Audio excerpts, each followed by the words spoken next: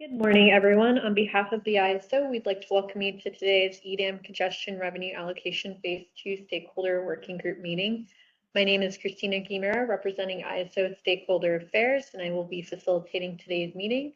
I'm joined in the room by Milos Bosnak and James Lynn, and by George Angelides and Guillermo Bautista Alderete online. Just a few reminders here before we get started. Today's call is being recorded for informational and convenience purposes only. Any related transcription should not be reprinted without the ISO's permission. As a reminder, this slide deck is posted online, and this meeting is being recorded for informational and convenience purposes, and it will be posted soon. This meeting is intended to stimulate open dialogue and engage different perspectives. So please keep your comments professional and respectful. Also, please do try to keep your comments and questions succinct so that we have time to hear from everyone. You can access closed captioning on the bottom left of your screen and then Teller Transparency Viewer on the bottom right hand of your screen. Just be sure to refresh before viewing the Transparency Viewer. We welcome and look forward to your engagement and participation today. For raising your hand during the meeting, the raise hand icon is directly at the bottom right of your screen. If you joined audio only, please press *3 on your device. And please remember to state your name and affiliation first before making a comment. And please be sure to pause a few seconds after you unmute. Sometimes there's a WebEx delay and it can cut off your introduction. You can also send in your comments and questions via chat to all panelists. And if you need any technical assistance today during the meeting, please send a chat to the event producer in Teller Events. For today's agenda, Milos will get us started with meeting objectives and an introduction. Afterwards, we'll run through design concepts and analysis discussion before we wrap up for the day with next steps. So with that, I will go ahead and turn things over to Milos to get us started. Thank you, Christina, and good morning, everybody. Thank you for joining us for another iteration of the working group meeting. We haven't had one since late May, so it's been a couple of months, but we've been busy in the meantime. I think that time allowed stakeholders to think a little bit more about the design concepts that we've been considering. We've presented a board briefing or a governing body briefing on a spotlight briefing on the progress on the initiative along with some stakeholder perspectives, but we've also taken some additional time to continue to refine and evaluate the design concepts, their implementation impact, but also some additional time for analysis, part of which that you'll hear about today from Guillermo, that I think will help us continue to evaluate the potential effects of the different design concepts by having a better sense of how different constraints affect and what impacts they have across a broader EDAM footprint that Guillermo is going to walk us through a little bit later today.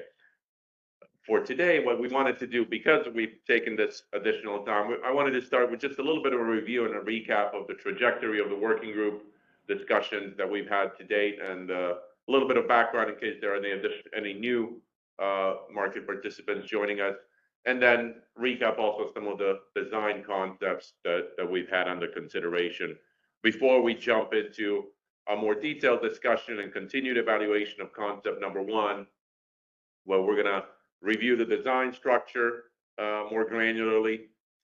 Discuss a little bit the implementation feasibility, the trade-offs associated with design concept number one and the effects of it, recognizing that there are certain drawbacks, and then are there any benefits from moving to this particular design? And then also tee up a few policy design questions that we still want to evaluate when considering concept number one. And we've got a few slides on that we want to get your input on. Following that discussion on concept number one, I think we want to shift to a discussion on the analysis of the transmission constraint effect across now a broader EDAM footprint. We did that initial analysis just looking at the CAISO and Pacificor balancing areas prior to EDAM go live. I think we discussed it in our working groups meetings as well. But now we're looking at a broader EDAM footprint and trying to get a better understanding and picture of how do constraints on each other's systems across that wider footprint impact each participant. And then I think we would conclude at least this discussion today continuing to discuss and focus on shaping a potential design structure of concept number 3, which is that design structure for evaluating outrights and CRRs within a common simultaneous feasibility test that would provide or produce the magnitude of a congestion revenue entitlement that may be due based on those. But continuing to evaluate the design structure, the trade-offs, and then some of the process-related questions. How could a common SFD function that incorporates these rights? And there'll be plenty of room as well for your input today, as well as in comments that we'll seek after the workshop. And I encourage you, as we go along, I'll pause, and the different presenters will pause at different places in the presentation where we want to hear from you, hear your thoughts on some of the policy design questions or overall feedback on the effectiveness of these concepts. And again, there will also be opportunity for written comment. But it's a packed agenda, and hopefully it continues to demonstrate we're moving the ball forward on these design concepts that will ultimately help shape a proposal here in Q4. If we go to the next slide. So just starting with a little bit of the background, just to ground us again, we haven't had a working group meeting here in roughly a couple of months, and there may be some new market participants joining just this discussion, but just to ground us in the overview of the design today and why we're looking at continue to evolve and enhance that design. But in phase 1 of the initiative, which we did last year, we evaluated particular design enhancement based on parallel flow congestion revenue impacts or parallel flow impacts on each other's systems that may also impact the congestion revenue that's accrued and that's allocated. So the phase 1 design that we developed last year that's implemented now in EDAM as of May 1st, we recognized it was a transitional design subject to continued evolution and additional consideration of enhancements. But that design that's currently in effect establishes that congestion revenues that result from an internal transmission constraint that's located within an EDAM balancing area, those congestion revenues flow back to the balancing area where the constraint is located. Whether that be Pacific or whether that be the CAISO, if the constraint is located in that balancing area, it flows to the balancing area where it is located. The additional enhancement or component that we added last year as a result of the discussions on the parallel flow effects on congestion revenues and price impacts and congestion revenue allocation, we added an additional component to that design last year that noted that congestion revenues that result from the parallel flow effect associated with the exercise of firm out transmission rights through what we call as balanced self-schedules, that those congestion revenues would be allocated to the EDAM balancing area where those transmission rights are exercised. And what that did is it provided additional congestion revenues to the EDAM entity to be able then to provide a more complete congestion hedge for transmission customers that were exercising their firm out transmission rights. Through this design, the congestion revenues are allocated from the market operator to the EDAM entity, who then suballocates the congestion revenues dependent upon the terms and how it established that suballocation under its open access transmission tariff. If we go to the next slide. So what is the scope then of key areas that we wanted to address with phase 2 of the initiative? And again, it's grounded in the fact that we recognize that the phase 1 design was transitional, that it had certain drawbacks or certain issues that we wanted to address and continue to evaluate in phase 2 of the initiative. And those key issues that we wanted to particularly address, along with others that we may discover as we go through these evaluations, but 2 particular issues that we wanted to address with additional enhancements or a long-term design that we would evaluate through this phase is eliminating or finding ways of reducing the self-schedule incentives that may be coming out from that phase 1 design, and overall supporting efficient market outcomes. So how do you reduce or eliminate that self-schedule incentive that may exist as a result of phase 1 design being tied to self-schedule, in part being tied to exercising a right through a self-schedule that gives you an allocation of the congestion revenues. The other piece was creating further symmetry in allocation of congestion revenues for the CAISO balancing area whereas in phase one of the design, the CAISO balancing area is not necessarily receiving congestion revenues associated with a constraint in another balancing area, whereas the EDAM entities are receiving a portion of those congestion revenues associated with a constraint in another balancing area in CAISO, for example, based on the exercise of OAT rights. So finding symmetry in allocation, so the CAISO balancing area also is eligible to receive some congestion revenues resulting from constraints in another balancing area that may impact the prices within the CAISO. We go to the next slide. So that was the background of kind of phase one initiative and the drivers for this phase two of the effort. I want to just spend the next couple of slides just recapping a little bit where we've been today, just to remind us again some of the more recent discussions, particularly over the last couple of working group meetings that we've had in April and May. And in those discussions, we shifted from focus on principles towards focusing on identifying design concepts for further shaping, further evaluation, along with others that may come along the way. But we identified and focused on three particular design concepts for discussion initially across these last couple of working groups. Concept one looked at an incremental enhancement to the existing EDAM design that's in effect today that would provide congestion revenue allocation to EDAM entities based on balanced cleared schedules associated with OAT rights, whether those are self-scheduled or economically bid, but would also have a comparable allocation to the CAISO balancing area to continue to fund CRRs at locations that may be impacted by constraints in another EDAM balancing area. And we'll talk a little bit more about that in the next section of the discussion. Concept number two that we evaluated was looking at maybe establishing a historical baseline of OAT rights and CRRs in the CAISO balancing area that may be eligible for the broader congestion revenue allocation or entitlement based on constraints across the wider EDAM footprint, such that the parallel flow component effectively would be allocated for these historical rights that are within the baseline.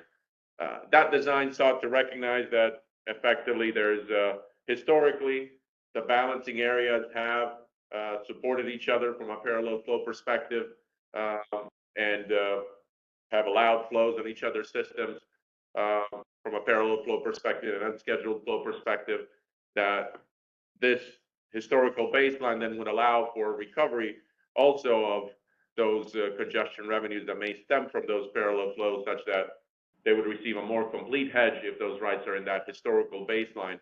But for rights outside of the baseline on a going forward basis, those rights may not be eligible for as wide of a congestion hedge or entitlement as those within the historical baseline, recognizing that those parallel flows are now priced in the market and not everybody may receive those rights on a forward basis, may not receive necessarily the congestion revenues for the parallel flows going forward.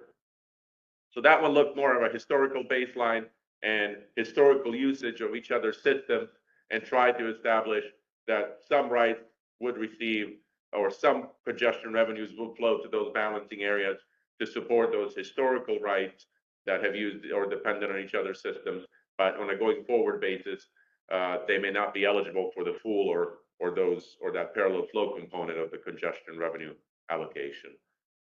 And then concept number three looked at congestion revenue entitlements for OAT rights and CRRs that would be evaluated in a common simultaneous feasibility test. And that feasibility test would ultimately be the one that identifies what is feasible to flow and what is the magnitude of the congestion hedge that would be that the rights would be eligible for based on their feasibility across a wider EDAM footprint, considering the flow effects on each other's systems. But it allowed for moving away from a schedule-based look at these allocations and more for are these rights simultaneously feasible, and to what extent are they then eligible for congestion revenues. And we'll talk about that element or that concept a little bit more in today's discussion as well. But these are the three design concepts that floated kind of to the top for consideration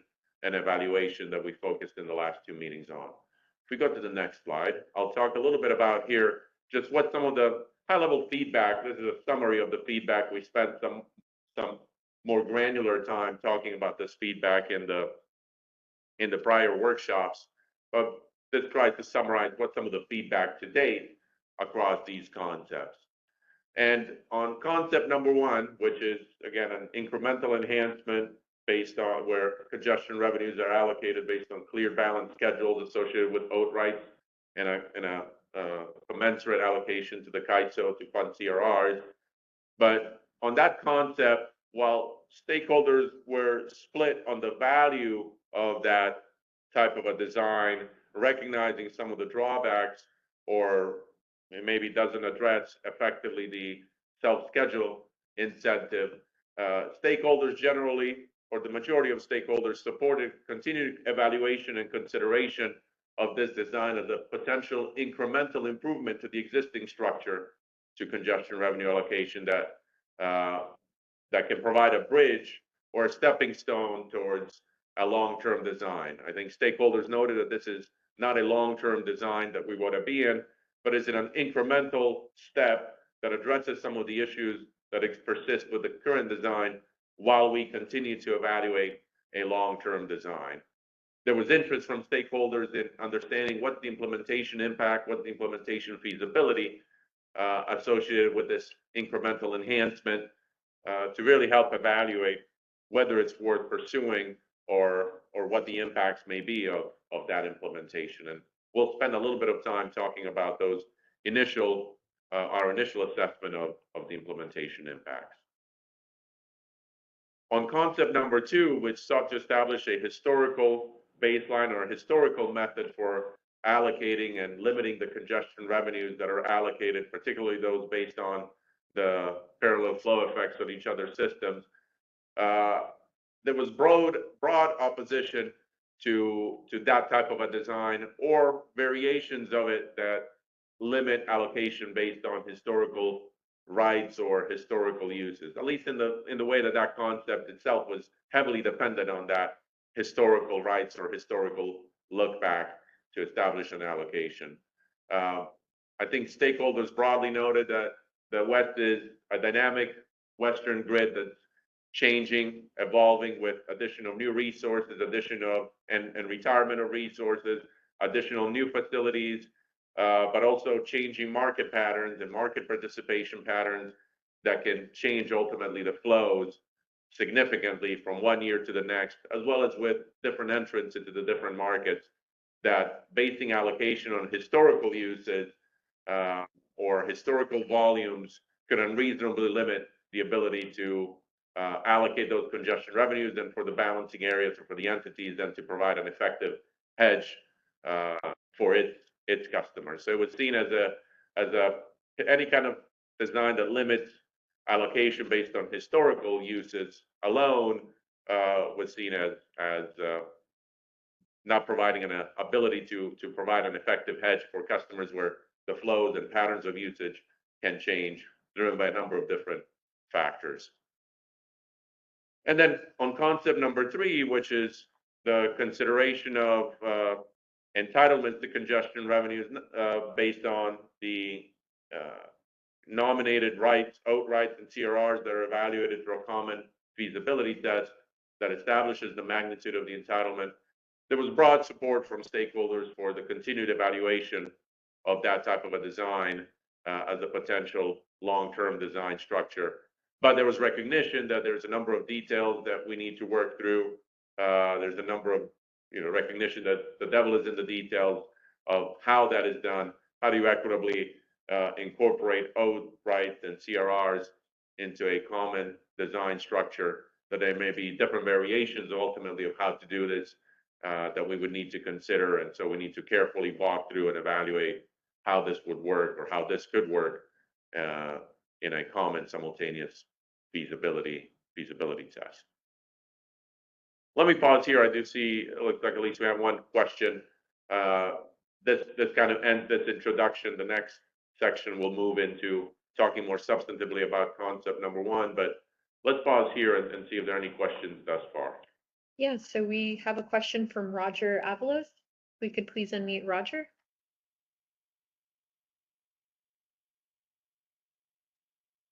Roger, you might be double muted if you're speaking right now.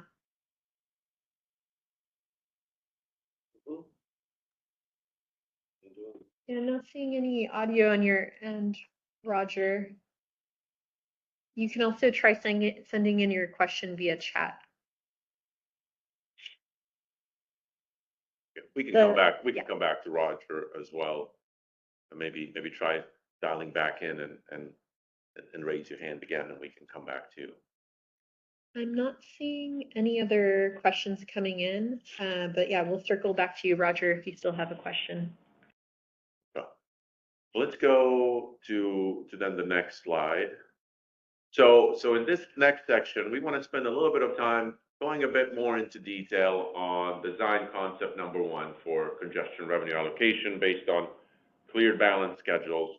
We'll want to do a little bit of a recap of the design structure, how this would apply to EDAM entities and outrights, how this would apply to the CAISO with CRRs, talk a little bit about some of the issues or drawbacks with the design. Does it address some of the key issues we wanted to address, such as reducing the self or eliminating the self-schedule incentive, the symmetry question?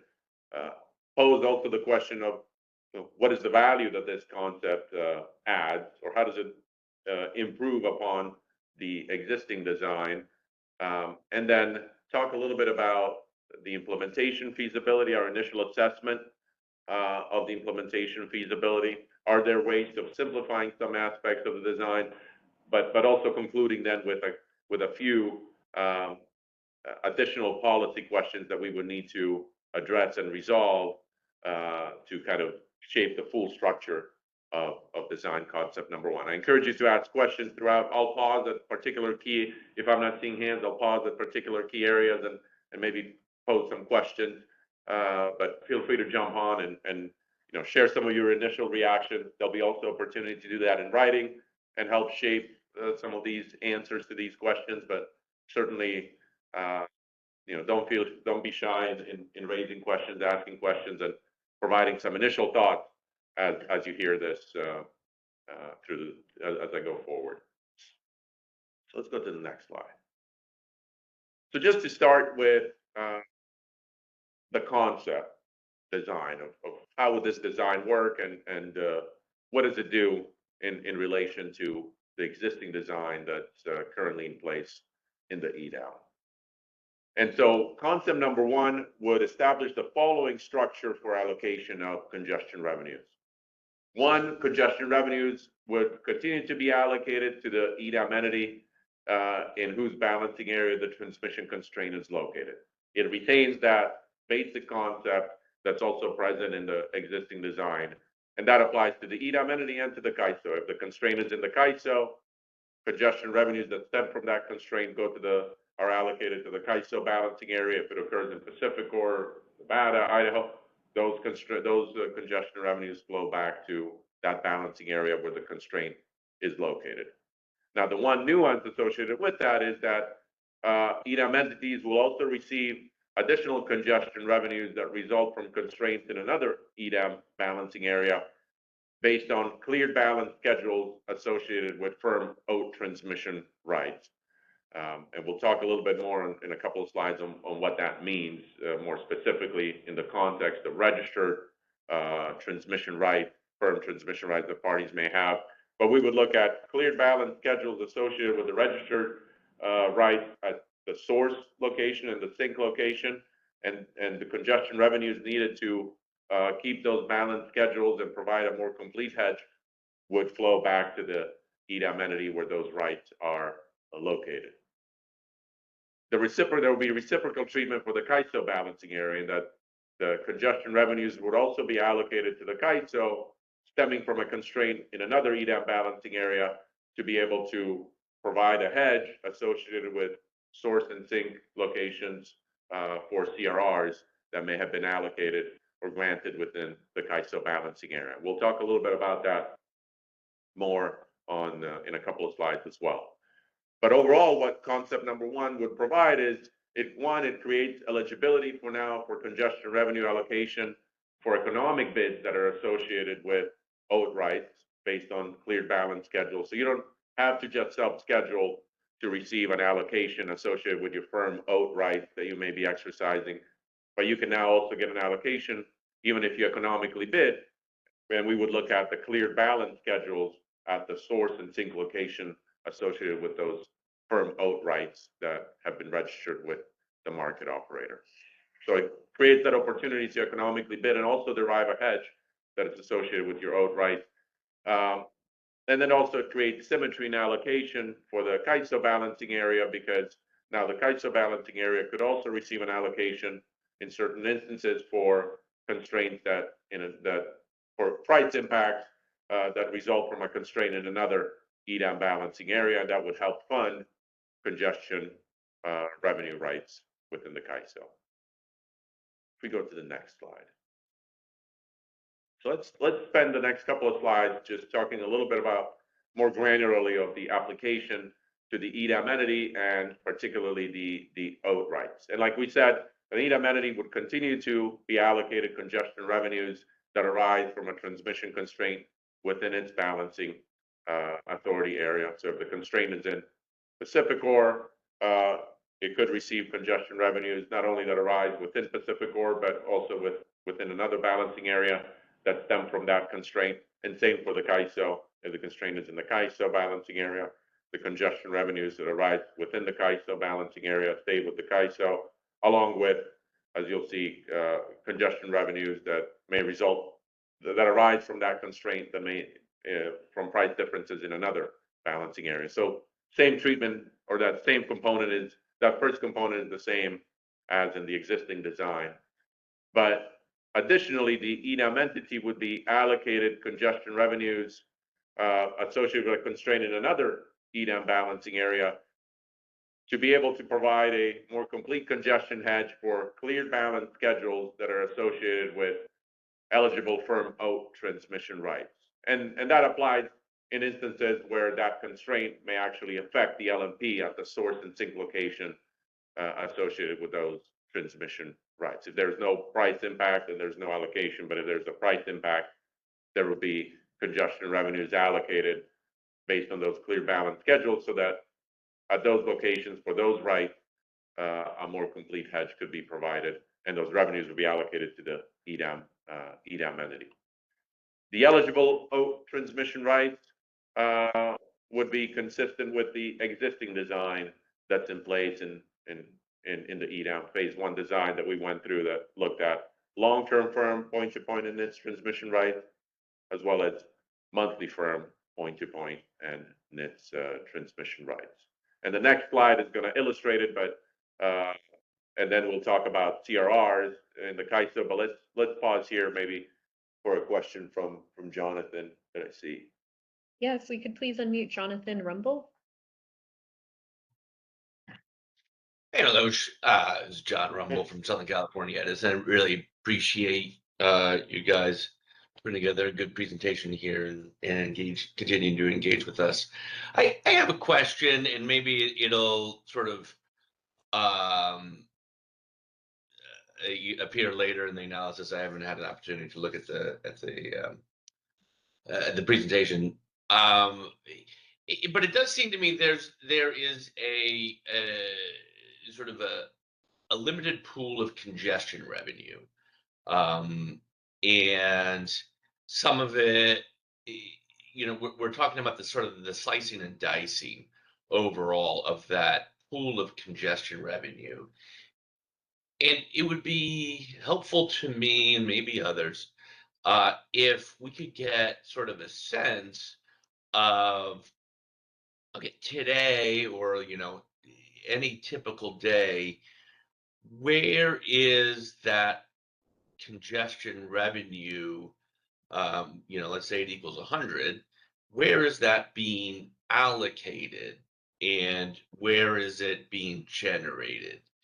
And I think that would be sort of further helpful to, I think stakeholders better understanding the implications of each of these design proposals I just don't have a sense of, well, if, today, how many of these dollars that are generated from, congestion in the CAISO BAA are being allocated or being paid to self-schedules and EDAM entities. And then with this design concept one, what would the anticipated sort of, and I think I have it right about, okay, now, CAISO BAA would be able to, achieve or receive some of the allocation of congestion dollars. I mean, it's still the same pool. So, I think some of the slicing and Yeah. dicing will be very helpful.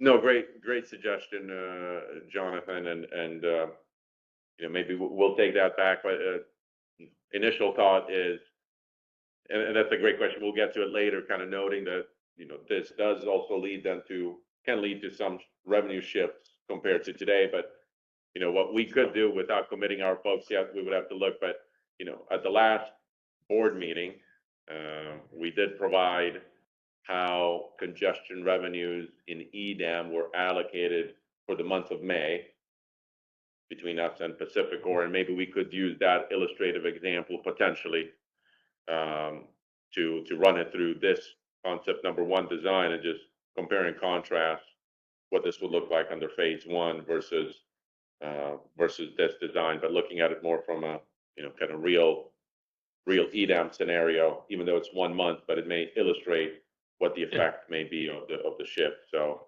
and that I think may be even further than just that slicing and dicing. I think further slicing and dicing, saying, okay, well, who, while the oat holder may not receive the direct revenues, the associated BAA, whether it be Pacific or East, Pacific or West, is getting allocated those dollars that are generated from congestion in the CAISO. It's like, how much of that is associated with self-schedule or from economic bids? I think there's additional slicing and dicing beyond, I think, what was shown to the board, but I will leave it there. Thank you. No, thank you. Yeah. I think for that analysis, yeah, and that's what I was thinking is we may need to make a little bit of assumptions, but yeah, we would look at. Yeah, let us think about it. I think we could potentially pull something off based on the main numbers, just see what things may look like if you're not looking at self-schedules associated with outrights, but are looking at clear balance schedules, whether economically bid or self-scheduled. There may be something we can do. Let us go back internally and see if we can maybe find a way to illustrate this, or the potential changes in shift in revenues, because you're right, it's the same pool of congestion revenues, but it shifts how it's allocated under the existing design, and then how concept one would shift it. And maybe we can use some of the existing data just to illustrate what that shift may look like. But good suggestion, Jonathan. Yeah. Thank you, Jonathan. Next in the queue, we have Jordan Miner. Hi, good morning. Jordan Miner, CPUC Energy Division. Thanks, Milos and team, for this presentation. So I have a couple questions tied to concept number one that I'll start with. So the first part of this question is, if I read this correctly, we will be able to collect more congestion revenue tied to loop flows for CRRs. So CRRs will potentially be more fully funded under concept number one. But then on the other hand, in the CRE initiative, we just sent a final proposal to the board to model loop flows more extensively. So I part of me is a bit puzzled that here we're opening the door, collecting more revenue tied to this congestion, but we're also modeling more loop flows on the other hand. So that's one issue. And then the second part of my question is, how is underfunding going to be handled for concept number one? You addressed it for concept number three in the slides, but I don't see an explanation for how underfunding is handled in concept number one? No, good question. And maybe on the first part, let us get to the CRR portion and the allocation. I think it's a couple of slides down. I think that will answer your question when we start talking about, how would the CAISO receive an allocation that would help or be allocated to CRRs or through the CRR balancing account. But for the second question, James, I don't know if you want to share some thoughts on that question on the funding for concept one. Well, first off is the underfunding that's being talked about in the other congestion revenue rights initiative on what is the causes and potential implementation changes to address the shortfalls. But theoretical perspective, by the way, I should have announced myself. My name is James Lynn. I'm the principal of market settlement design at the ISO. I apologize for not announcing earlier. In the concept one of the things that Milos had addressed was that today, any schedules or cleared awards in the ISO BAA, we are only using the ISO constraint congestion to fund CRRs. With this concept one, this would be extended to now also include other BAA constraints which have shift factors to ISO schedules.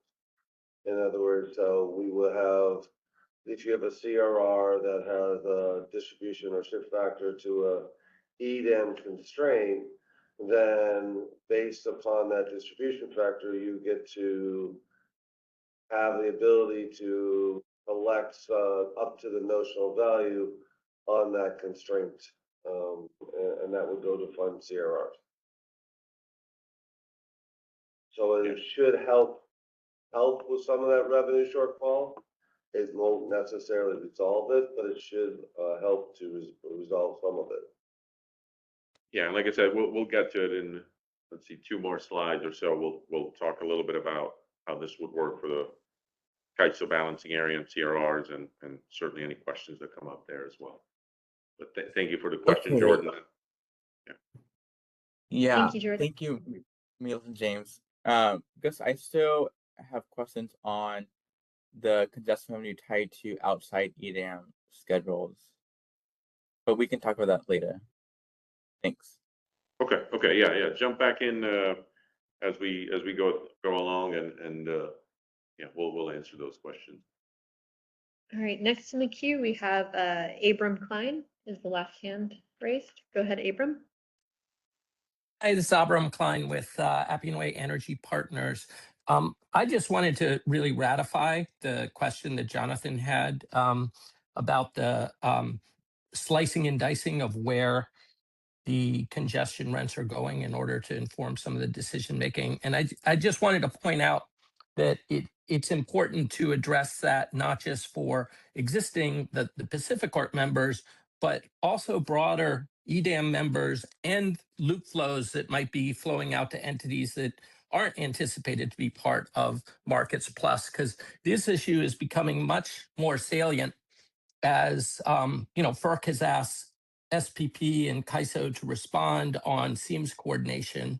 And generally, the way Eastern markets do SEAMS coordination is by allocating rights among the respective ISOs. And then if an entity uses more rights than it's allocated, that entity pays for the congestion it causes. The Market Surveillance Committee and the market expert have also talked about this. I think it's really important just from a policy perspective to understand, given that so much of the external flow and loop flows is flowing on California's system and the potential for OAT rights, I think it's fine to have the OAT rights, be part of the SFT and evolving over time. But there may be some baseline level of allocation of the rights within a system that would be fair and good public policy in terms of the participants agreeing, rather than just having, you know, California's share of, say, Path 15 rights be variable depending on what OAT rights are exercised in external markets, because clearly entities will have an incentive to exercise OAT rights associated with congested paths that are valuable.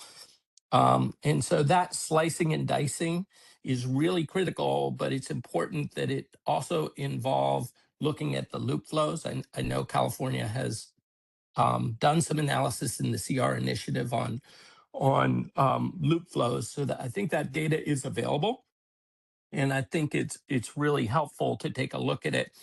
And likewise, I think it would be helpful to and again, this depends on how possible it is and how relevant it is, but to be able to look back historically and see how that's changing over time due to OAT rights changing over time. So is California's ability to use its own system,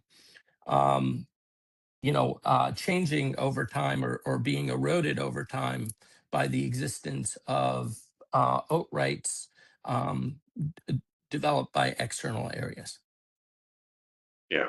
No, thank you, Abram, and thank you for that input. And especially as we go through concept number 3, let's maybe consider some of those aspects as well that you noted. But point well taken, recognizing the broader climate that we're in and seam effects and parallel flows from other markets and between balancing areas. But thank you, Abram, and let's keep that in mind as we go through particularly concept number 3 as well, and see are there variations to it that we want to evaluate. Yeah, And thanks so much, and thanks for this great presentation. no problem. And I think some of that may help as well when we get to Guillermo's analysis. That he'll talk a little bit later. It's posted on the website, but I think it will also illuminate some of the effects on each other's systems and the magnitude of those effects as you look at the broader footprint. And I think it can start helping us figure out what the effects may be on the different design structures. So look forward to that as well. Thank you, Abram. Thank you. And I'm not seeing any other questions coming in at this time, so I think we can continue on. Okay, let's go to the next slide. And this is just an illustrative concept that we had at the last workshop as well, but just to remind us again in practice, in a simplistic way, how this particular design is intended to work in the context of OAT rights. But it really looks at what is the magnitude of reserve transmission rights that you have at the source and at the sink location, the firm rights that you register with the market operator. And then it looks at the balance schedules at the source and sink location associated with those rights. If you have 100 megawatts of rights, but the balance schedules that clear at the source and at the sink location associated with the exercise of those rights is 80, you're getting the congestion revenue allocation, additional revenue allocation based on external constraints would be to cover that cleared balanced portion of the rights. So it looks at the rights that you hold and ultimately how much cleared associated with those rights, because you're getting a hedge or additional hedge to the entity for the amount that you were exposed to, which is the 80 megawatts. And so we covered this last time, but it's here just to illustrate, that cleared balanced schedule concept. If we go to the next slide. So moving now to the CAISO balancing area and the CRR context, which I think a couple of folks were alluding to with their questions, and let's see how much of that is answered here. But as I mentioned, the CAISO will also continue to receive congestion revenues associated with constraints that are within the CAISO balancing area. But what concept number 1 does is it also creates the opportunity for the CAISO balancing area, similar to other EDAM balancing areas, to receive an allocation associated with constraints that bind in another EDAM balancing area that impact the prices at the LNPs at different source and sink locations within the CAISO balancing area. And the allocation of those congestion revenues would also go to the extent there's a binding constraint in Pacificor that impacts the prices within the CAISO, those congestion revenues would flow to the CAISO balancing area. A portion of those congestion revenues will flow to the CAISO balancing area to the extent that it impacts source and sink locations of CRRs in order to be able to fund those CRRs through the balancing account, or be allocated to that balancing account for CRRs. So today, within the CAISO balancing area, CRRs are only funded by constraints within the CAISO balancing area. But on the concept number one, this would be expanded so that constraints across the EDAM, wider EDAM balancing area, they can contribute to congestion in the CAISO balancing area.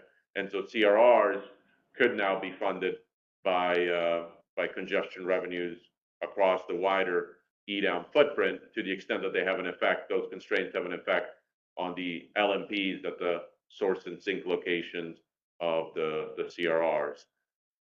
And so those congestion revenues then that stem from those constraints in other balancing areas that impact those source and sink location of CRRs, those congestion revenues would go to the CAISO so that it can go to the balancing account and be accounted for and fund CRRs.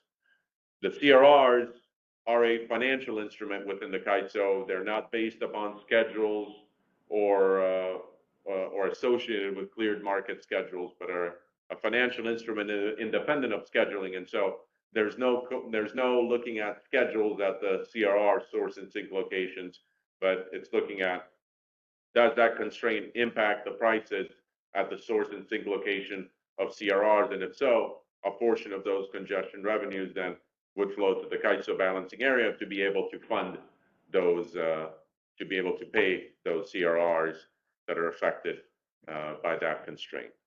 I don't know, James, if you wanted to add anything else on before we go to the next slide, but I think. No, I think I'm okay at this point. Let me pause here and hopefully, I think it was Jordan Miner. I don't know if that addressed your question here, but as we noted, this now on the concept number one, CRRs can be funded by constraints across the wider EDAM market footprint, not just the CAISO balancing area. And that would allow then congestion revenues with constraints in an EDAM balancing area, some portion of that to flow to the CAISO to be able to fund those CRRs, similar to how some portion of congestion revenues from the CAISO would flow back to the EDAM balancing area to be able to fund the cleared balance schedule associated with the exercise of oath rights. And that's the symmetry concept. That's how you create that symmetry between the balancing areas. We'll give it a few moments to see if any questions coming in, but I'm not seeing any hands raised at this moment. Just a reminder, the raise hand icon is located at the bottom right hand of your screen. And if you're having trouble raising your hand, you can always send in a question via chat to all panelists. But I'm not seeing any hands raised, so I think we will. Go. Well, I just wanted to, I know part of the questions that came to Jordan was related to themes related discussions. You mean from That is, Abram? Yeah, and Abram, that is not a topic that we are going to address in this initiative. We will be addressing it as we deal with themes issues. But I just want to be very clear, we're not going to have an answer to you related to potential congestion across multiple markets. And we do have a SEAM stakeholder meeting occurring this Friday. You can join either in person or online. I have a slide on meetings on that end for that. Abram. We do have a hand raised from Abram. Go ahead. Hi, yeah, thanks for that, James, and I appreciate that the allocation, sort of the policy discussion may be out of scope here with respect to EDAM, but in terms of the question that Jonathan asked about the slicing and dicing and where the money is flowing and how that potentially changes, it very much understanding the data and how that's playing out is very important to market participants. And to the extent you can look at where the the congestion is flowing to different market participants, particularly on the constraints that Guillermo identifies in his reports as going on path 15. And there are a lot of entities besides Pacific Court that are flowing on California system.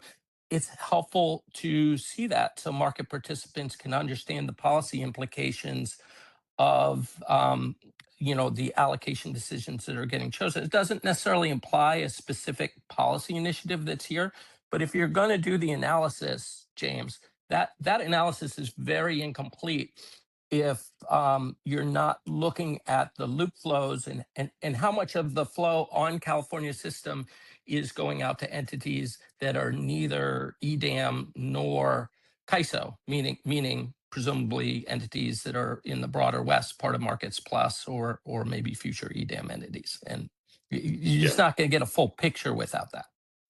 Understood. Yeah, and Thanks, Abram, and fair point, Abram, and I think that's something important, at least as we consider how do you account for those potential flows within the SFT or otherwise, even though it may be outside of the market, but that's where I think, some of these loop flow assumptions and maybe some of the historical data could help, but really appreciate that point, Abram.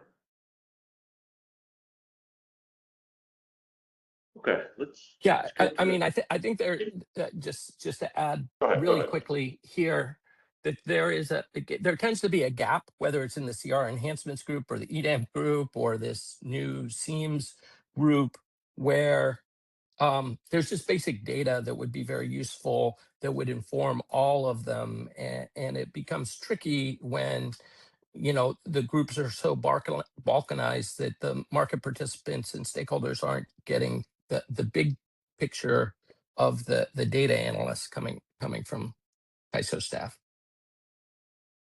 Okay.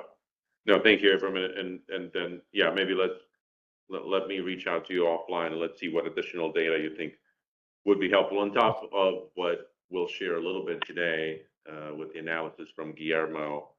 And I think some of that data will be relevant eventually for particularly the SFT discussions. And concept number 3 is what assumptions you're making about other system flows that may impact the SFT itself. But thanks for that input, and we'll reach out. Thank you. I'm not seeing any other hands at this time, so I think we can continue on.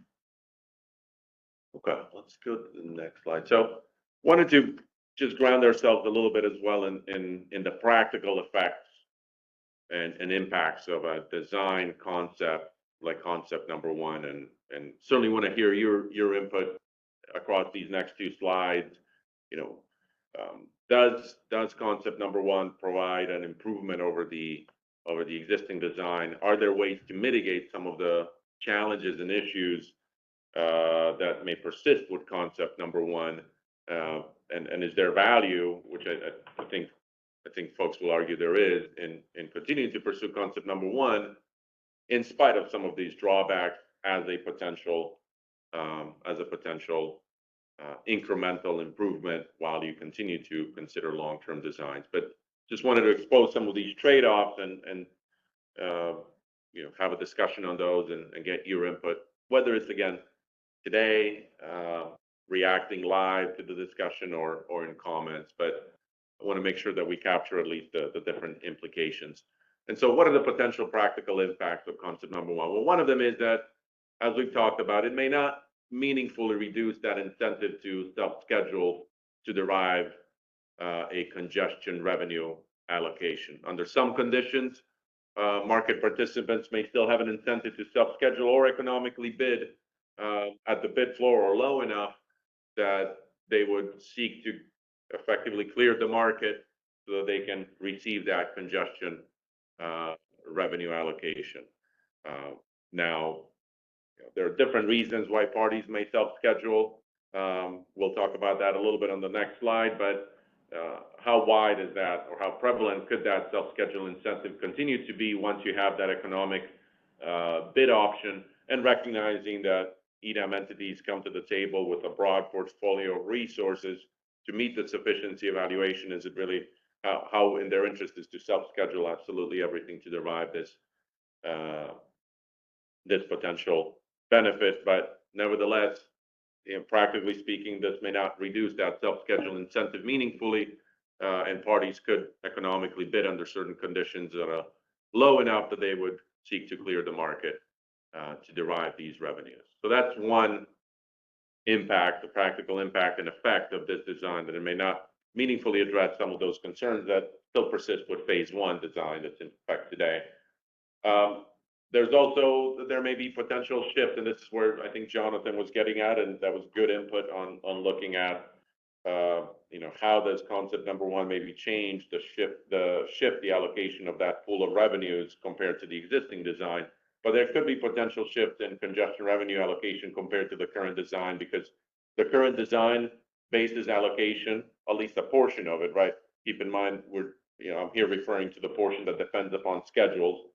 But a portion of those congestion revenues are allocated based on self-schedule. Bid parties self-schedule and exercise their rights, and in those instances, for that clear portion, they're getting an additional allocation of revenues.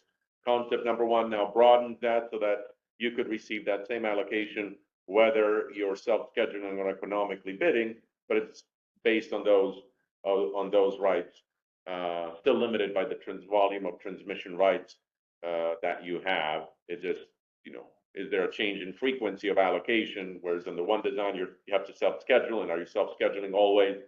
Versus here you can get it when you're economically bidding or self-scheduling, limited by that volume of transmission rights. And that concept number one, broadens allocation also to now the CAISO balancing area receiving a symmetrical or an allocation based on congestion revenues that may, or a constraint that may bind in another balancing area. So there's a little bit of a difference in how that pool of revenue is allocated compared to the existing design. And is there a way that we can tease that out? And that was a good suggestion again from Jonathan and others, that maybe we can look at some data, maybe from the EDAM, and is there a way to illustrate how things may change under those conditions compared to the status quo. Let's go to the next slide, and then I think we'll pause for questions, because I think these two go hand in hand. So we've talked about some of those concerns, but I think the question then becomes, does concept number one improve upon in some way the existing EDAM design? There are trade-offs. There's certainly issues with the design in terms of that self-schedule incentive that I think still would persist. But are there improvements to the design compared to the status quo that merit continued consideration of concept number one, even if as an incremental step or as a bridge towards a long-term design? And so from that perspective, I think it does provide symmetry in allocation between EDAM entities with oat rights and the CAISO balancing area with CRRs, because both sets of, the CAISO and EDAM balancing areas now can get some portion of the revenue associated with a constraint that's in another EDAM balancing area, whereas before the CAISO balancing area could not necessarily get that allocation under the existing design. So there's a symmetry aspect to this that could provide a benefit. There's also the ability to economically bid now associated with those firm oat transmission rights and receive an allocation based on cleared balance schedules. So you don't have to just self-schedule to get this congestion revenue, but you can continue to kind of, in the broader context of improving market efficiency, you can economically bid, and the market will provide an allocation based on the cleared balance schedules. In instances where you may have had to self-schedule, now you can economically bid. Is that enough of a benefit here? I think it does provide flexibility that doesn't exist today, and combined with the symmetry aspect, it seems to provide a benefit. But does it overcome the challenges or the issues that may persist with the design? And then there are some practical implications as well, I think, for EDAM entities with this type of a design, that it provides some stability and predictability in the design structure, because it's not too different than the design that's currently in place. They know what to expect generally from that design if you incrementally improve that that design through this concept. Number one, it creates that stability to be able to continue to work on tariffs and implementation for the new entrants without a wholesale change to the structure, at least here in the coming years. And then I think it's generally compatible with existing sub-allocation designs that may exist under the OATs that at least some of the entities have implemented to date. So it may not require significant overhaul to that as well. But I think that's the key question here for us to consider is the trade-offs in terms of the incentive impact and the risks associated with the self-schedule incentive and potential shifts in allocation compared to the status quo, compared to some of the benefits associated with it, which is symmetry and the ability to economically bid. How are those trade-offs considered? And certainly would love to hear from stakeholders on both of those points. And I see we got a few questions, so that's great. Let's see. Would appreciate your thoughts on the benefits, the trade-offs of this type of a design, and anything else you want to share now that we're kind of looking. Is this from a conceptual perspective? Does it move the ball forward? Does it improve the design? Does it overcome in some way some of the issues? And is it worth kind of pursuing? But let's see what stakeholders think. Thanks, Milos. We have quite a few hands raised, so folks can please try to keep their comments and questions succinct. Try to limit your questions to one question so that we have time to hear from everyone. First, we'll go to Dan Williams. Hey, Milos, Dan from TEA, and just caveat up front, this is thinking out loud, not a voting or position or anything like that. Yeah. But I've been trying to think through sort of, really, is there symmetry here in this, and sort of how much symmetry is there?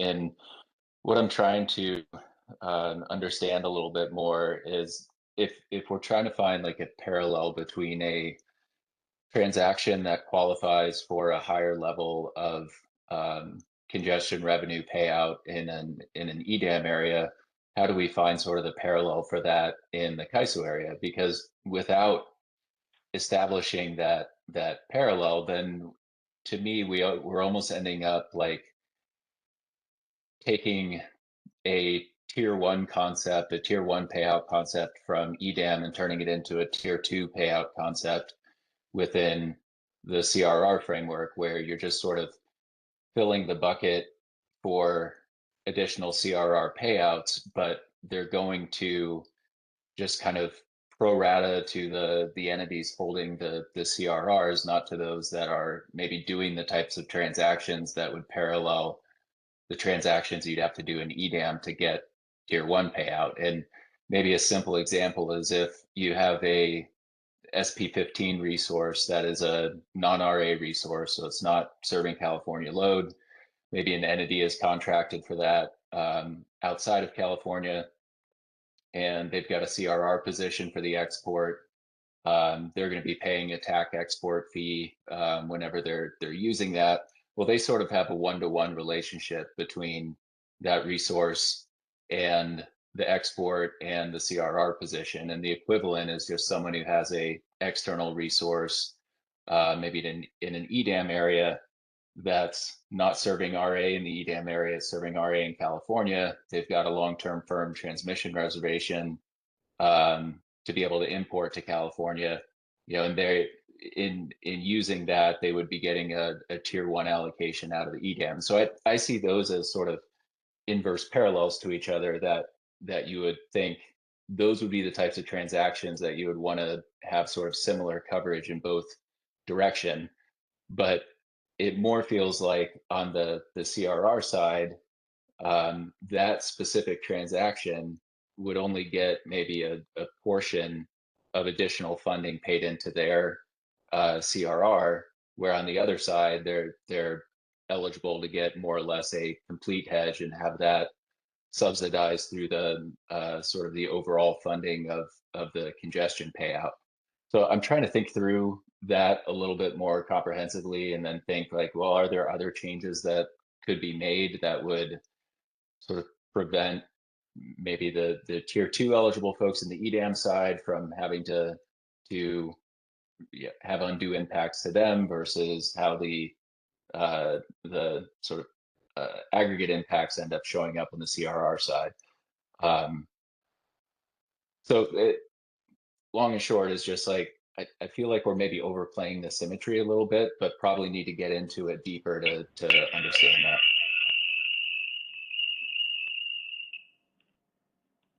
Sorry about that, Dan. We had some audio connection issues. Yeah, we lost you, Dan, for a good chunk. Not just our room, our phone disconnected. But maybe, I think we heard just your last conclusion before the beep. Can you maybe just repeat your conclusion? I won't make you repeat the whole thing, but apologies. Yeah, We didn't. I just think it, in general, if as we really assess this concept one, and it kind of goes to some of the stuff that Avram said, I think we need to look more closely at whether the symmetry is actually there in the types of transactions in the EDAM area that would be eligible to get sort of a mostly perfect hedge, and what implication that has for other payouts within that area. And then sort of the same thing on the CRR side. Like, are there transactions that could or should be eligible for getting more of a perfect hedge versus just sort of increasing the amount of dollars that are getting allocated out to all holders of CRRs, regardless of whether they're doing the same parallel type of market activity. And the only thing I can think of to do that really maps one-to-one between the CAISO area and the EDAM areas in this is like entities that are registering long-term firm wheel-throughs across the CAISO system and paying for that like new firm use. Or if there was some pathway to do that for a like firm high priority export and getting new firm use for that, that's really the only like symmetrical use of the system that feels like it would map. But there's a lot there to think through if we do go down this road and of concept one. No, good suggestion, Dan. And maybe what we can do is we can. We're thinking of doing that here, but we had a lot of material that we wanted to cover, including spending time with the analysis. That I think maybe for the next workshop in August, maybe we can run through a few illustrative scenarios of maybe realistic exercises of OAT rights that have effects on CAISO and vice versa, and then see how things play out from a CRR payout perspective and allocation to the CAISO balancing area to fund CRRs, and the allocation that will go to the EDAM entity. Maybe we can run a few scenarios to walk through with stakeholders and further illustrate how things would fare under specific cases. You know, Jonathan's ask was more broadly how the shifts of congestion revenues may flow. Can we illustrate that between balancing areas under concept number one?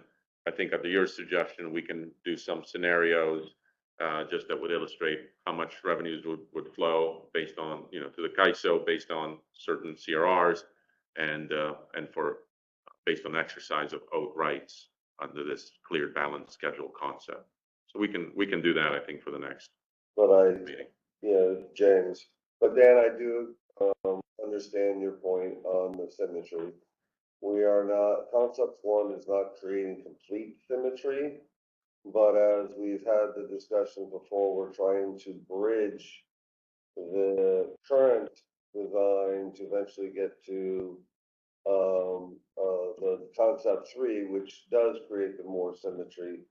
And we're introducing incremental symmetry here when relating to that the overall congestion, which is collected within the EDAM footprint, is used to fund all of the transmission rights that are eligible to receive a hedge of some kind, whether it is through the OAT self-schedule or OAT transmission rights, or if it's the CRRs. Appreciate that, James. It makes a lot of sense too. Just there's no perfect answer here. Everything's going to have trade-offs. And I think just as we work through these, just thinking about, are we following cost causation? Are we creating something that entities can engage with based on fundamentals in the market, that they can make decisions about their CRR positions, those sorts of things. And then we're just going to have to say which one moves the ball forward, in the best way overall for the market. But thank you. Let others get in. Yeah, thank you, Dan. And sorry we missed part of yours, but I think you got to the punchline and really helpful comment. Really appreciate it. Thanks, Dan. Next in the queue, we have Justin Cockrell. Hi, thanks. We do, this is Justin Cockrell of DC Energy. We do see value in design concept one, and what we've always felt and stated in our comments was that it really depends on the relative timelines between different concepts.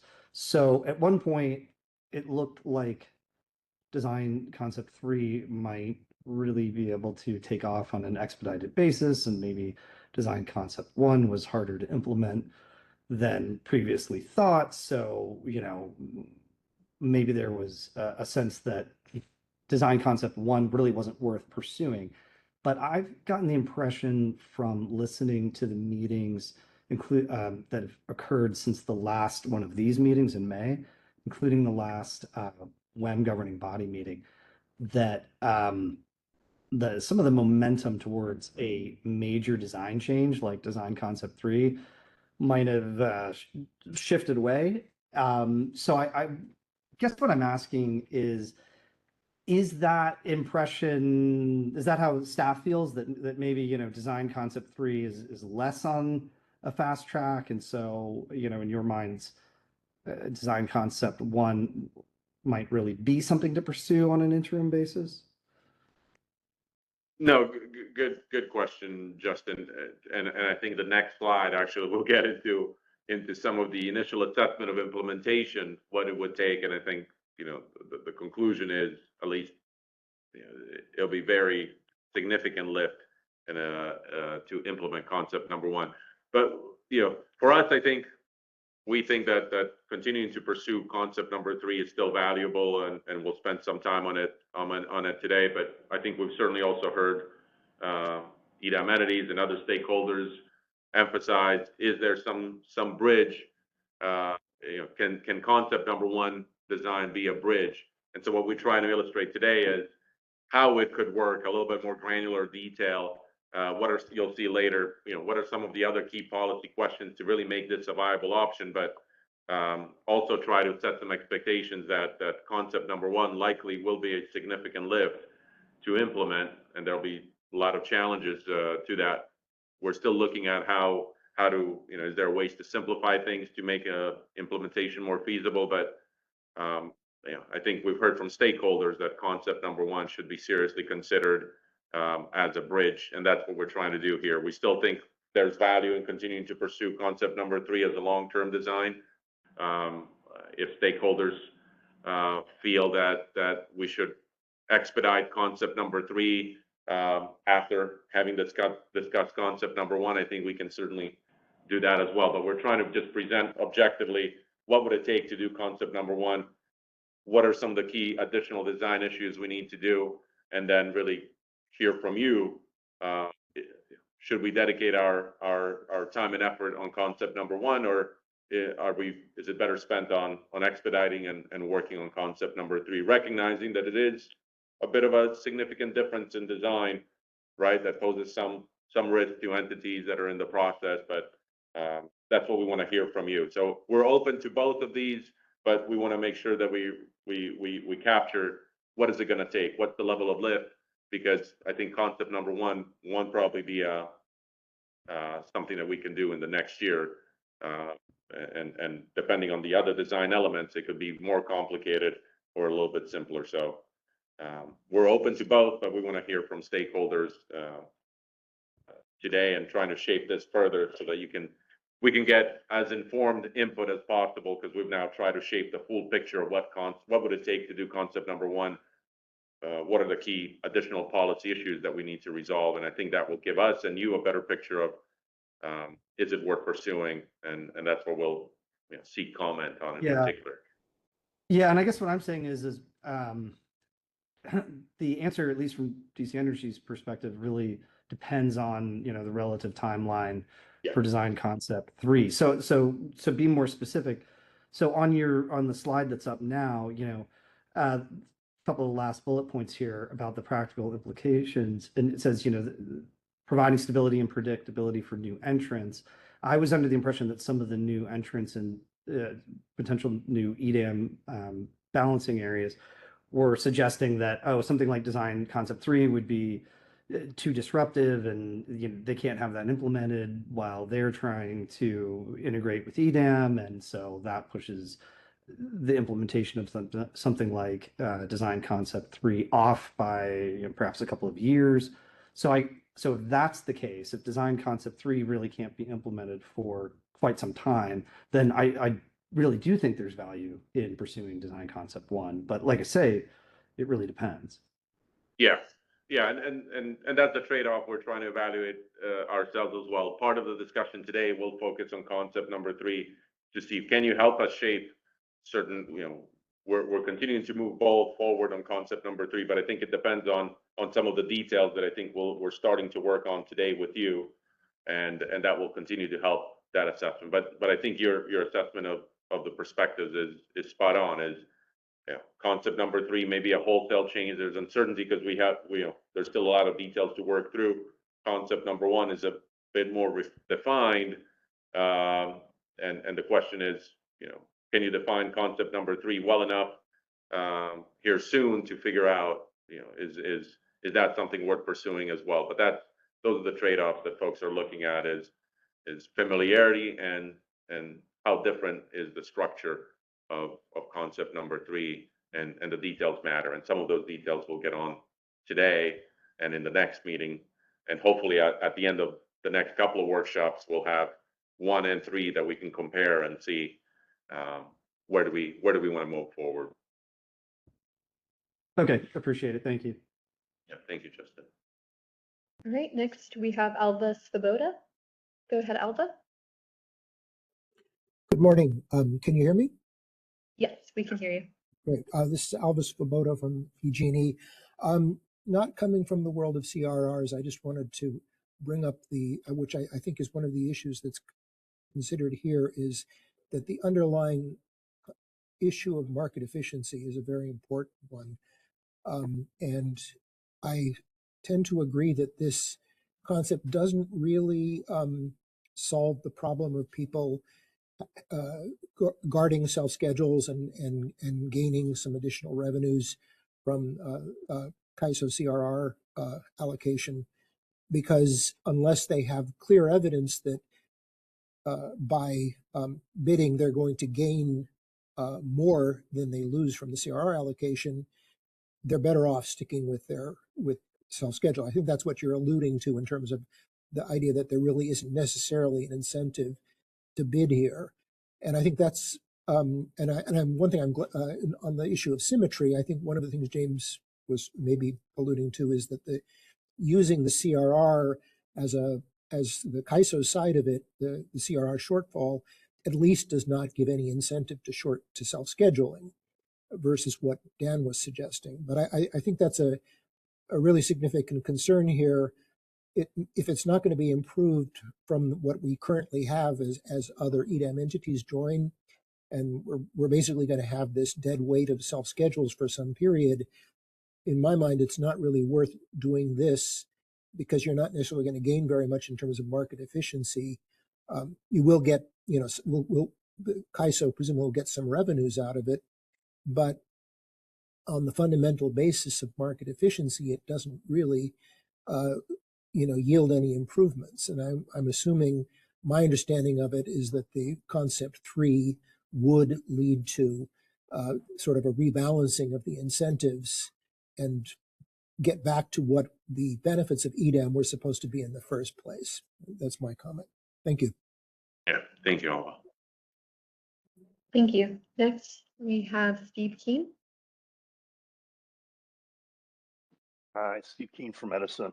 I want to follow up on what Abram was asking about, because in thinking about this and how you make it even, or you make it comparable for the CAISO CRRs, because they don't, as you pointed out, you get the revenue whether or not you use the CRR, and there's nobody there's no way to actually use the CRR directly. It just depends on, it's the market that schedules it.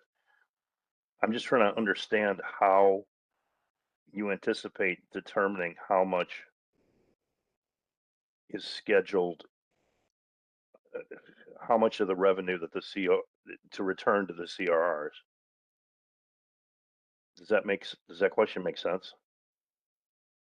Yeah, so Steve, I think that's some of the details we have to go into as we move through this initiative, and if we go forward with concept one as to whether or not it is just ISO schedules on EDAM constraints that are used to fund CRRs or all schedules. I think that has to be one of the areas we have to have continued discussions on. But we haven't landed on a specific point as to what are the schedules that will be used to fund CRRs on EDAM constraints. Okay, and then I guess that, there's a similar question of once that money comes back, how do you determine which CRRs to distribute it to? Are you just planning on putting it in? Yeah, we use the same CR1B, where the CR1B system will take your CRR and it uses distribution factors to the constraints within, like it does the ISO BAA, we do it to EDAM BAAs, and it'll calculate a notional value, and then you would be paid up to that notional value. So you'd have either shortfalls or usually long or short, and would pay up to the notional value. So CR1B mechanism would apply. Yeah, no, I get that, and I think that's definitely the right way to do it. But I'm talking about when there's revenue from a constraint in another BAA, and that could potentially be caused by 2 or more different CRRs in the CAISO, or transmission on across the paths. That would be potentially 2 or more CRRs. How is that revenue? How is it going to flow back to the CRRs?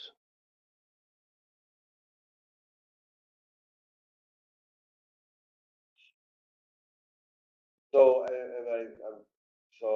you're trying to, how do I pay CRRs for that revenue? So if I've collected $10 on a constraint in the EDAM BAA, and the 2 CRRs you are referencing has a 10% impact on the constraint, in theory, then 10% of that congestion revenue on that constraint should be used to fund CRRs, and it'll be based upon CR1B. We would know which CRRs have that impact on the constraint, and it would apply accordingly.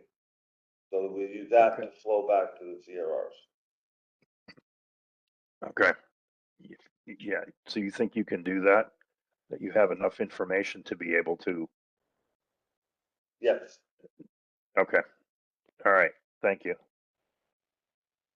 Thanks, Steve. Last question in the queue we have is Alan Meck.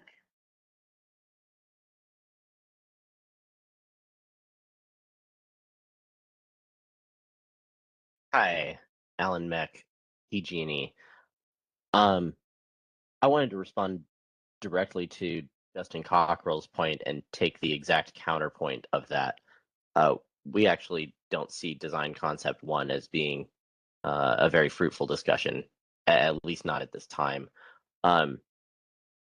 Design concept, we're looking for a durable solution, and design concept 1 isn't a durable solution.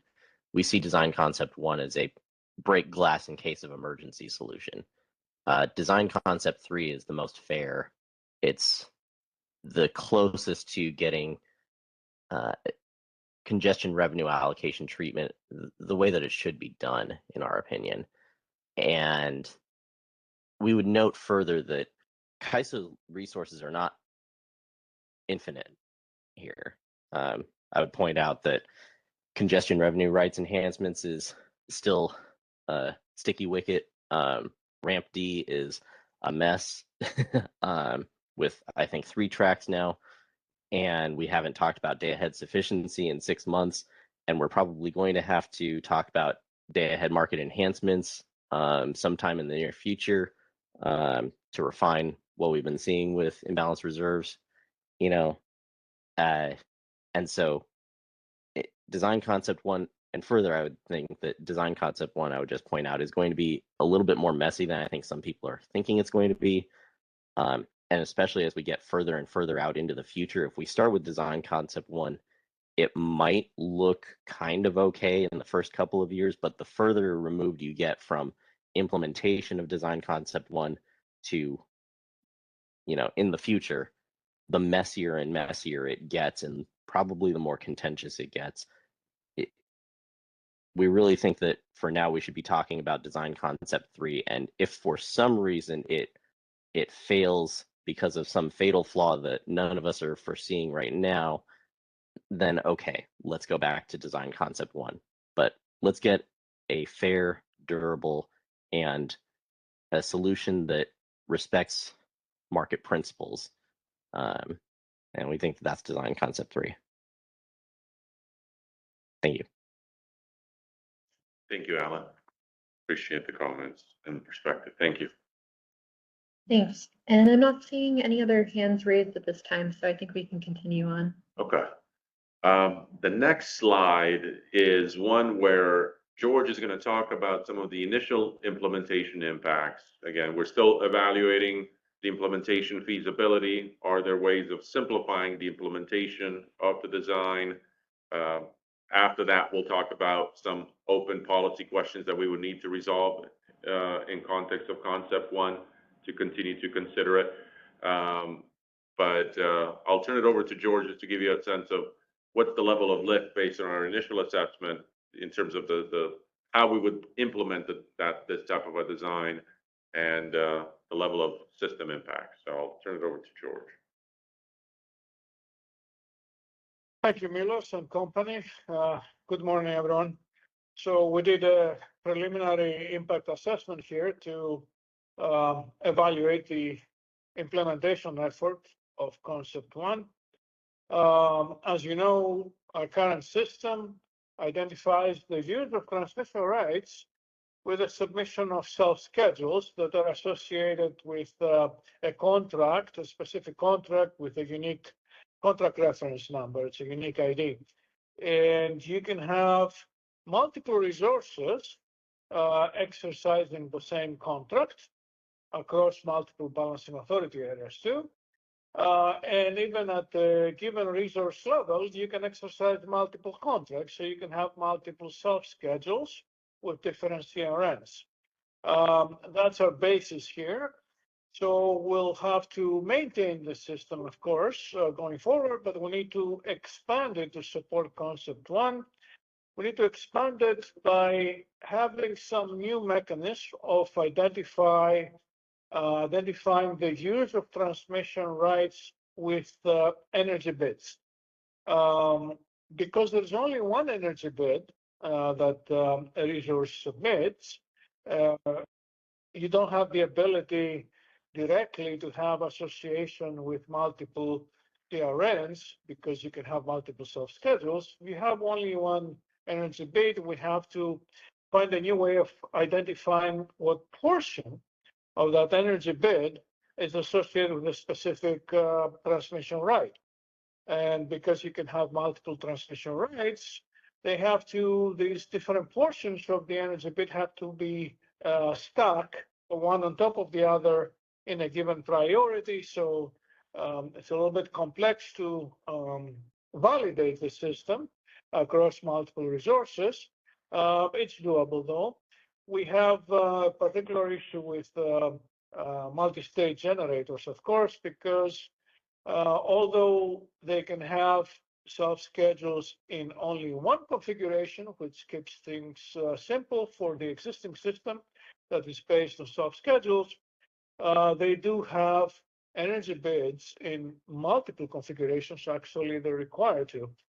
So we'll have to find a way to be able to identify the use of transmission rights across multiple configurations for MSGs. And this is particularly challenging, as you can imagine, when you have transitions or even when you have overlapping configurations where they have two different energy bids that correspond all to a common operating range of the resource. Now, we'll have to also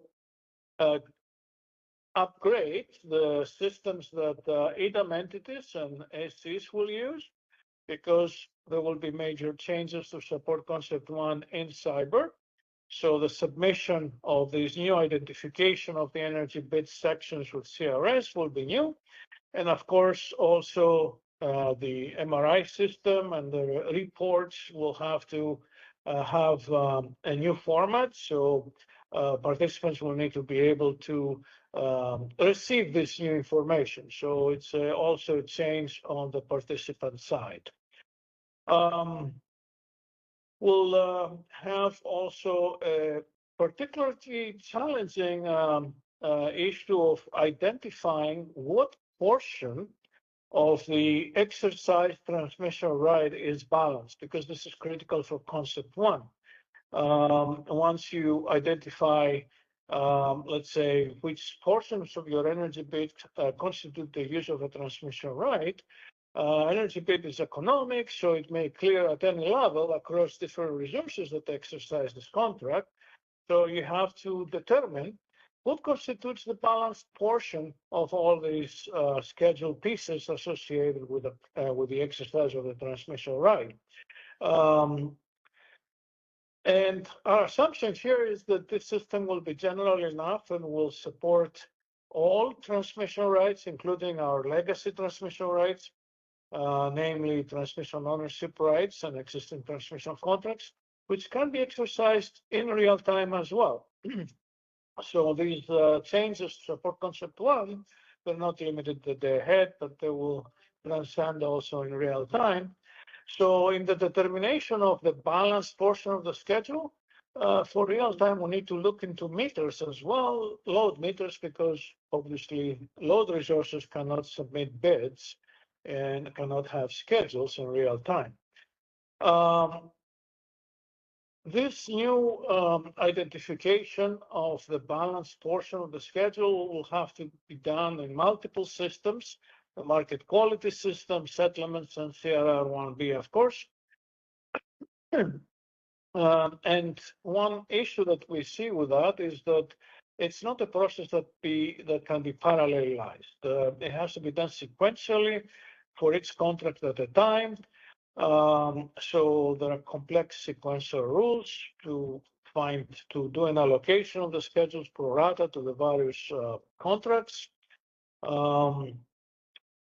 There's a performance issue when you do sequential allocations because you cannot parallelize. So if you have many contracts, you have to perform this calculation one at a time.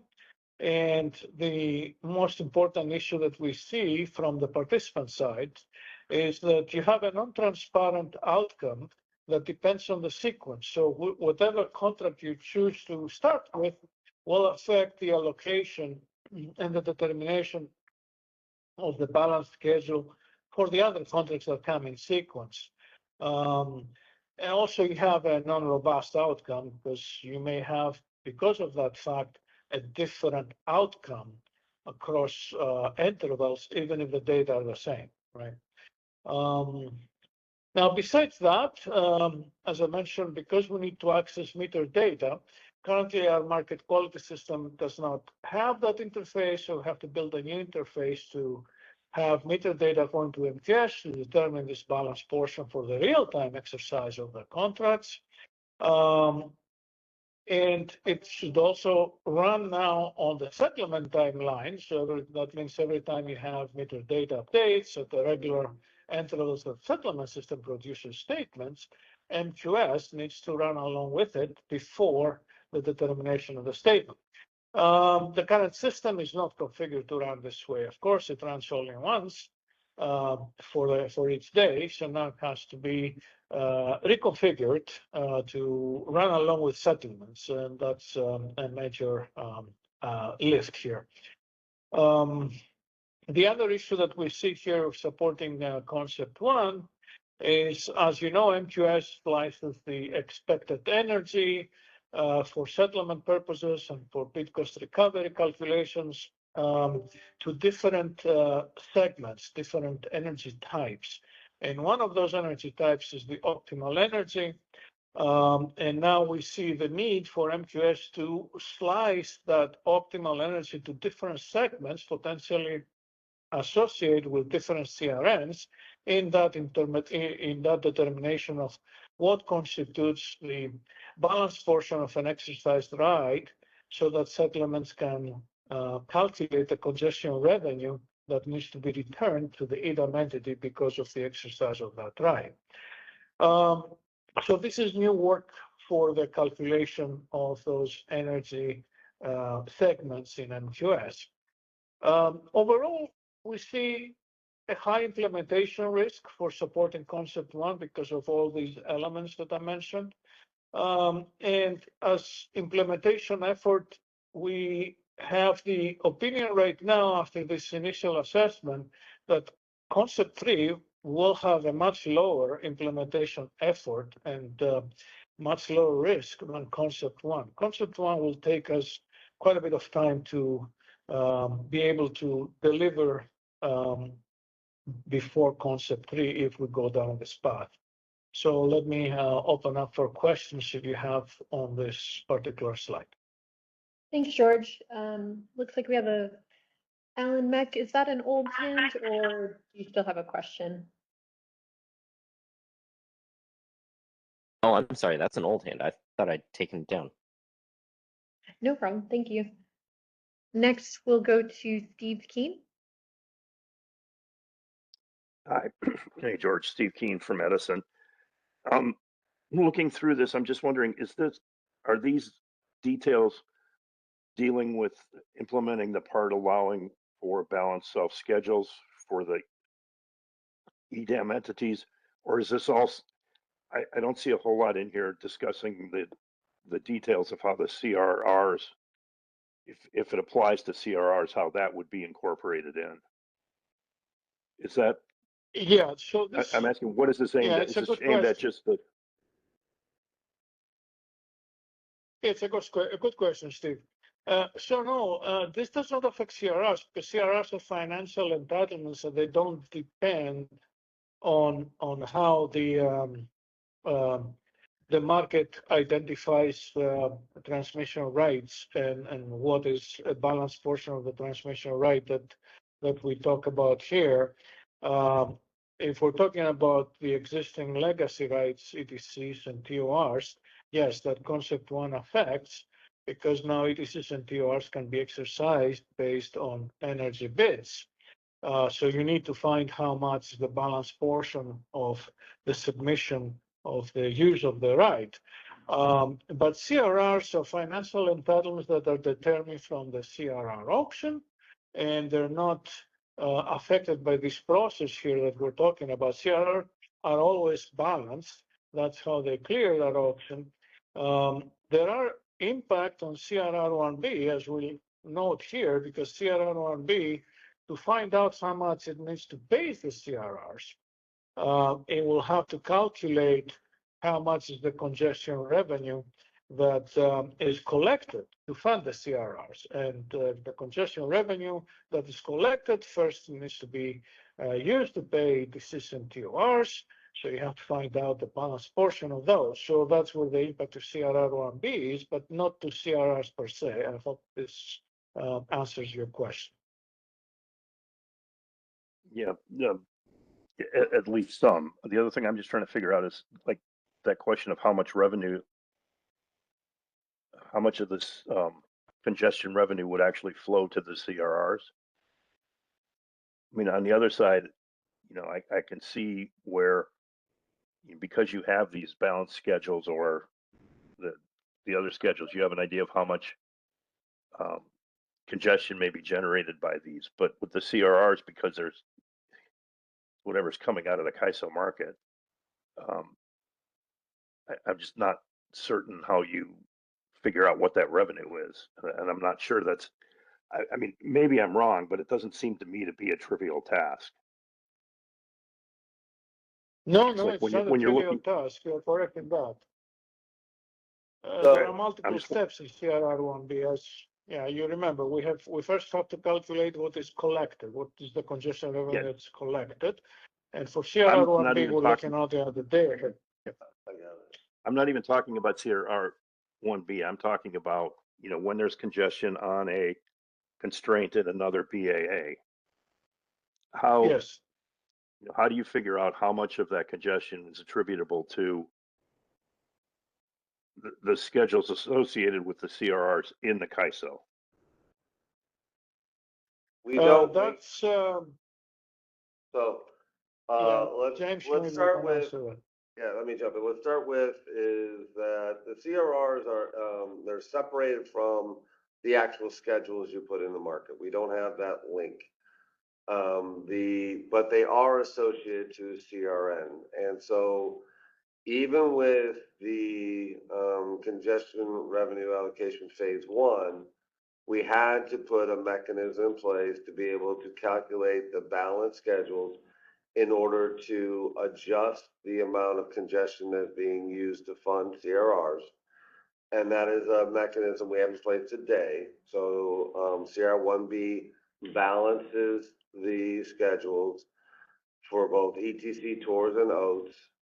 We'll use the shift factors to determine what that balance schedule impact on a constraint is. And we will ensure that that congestion is not being used to fund CRRs.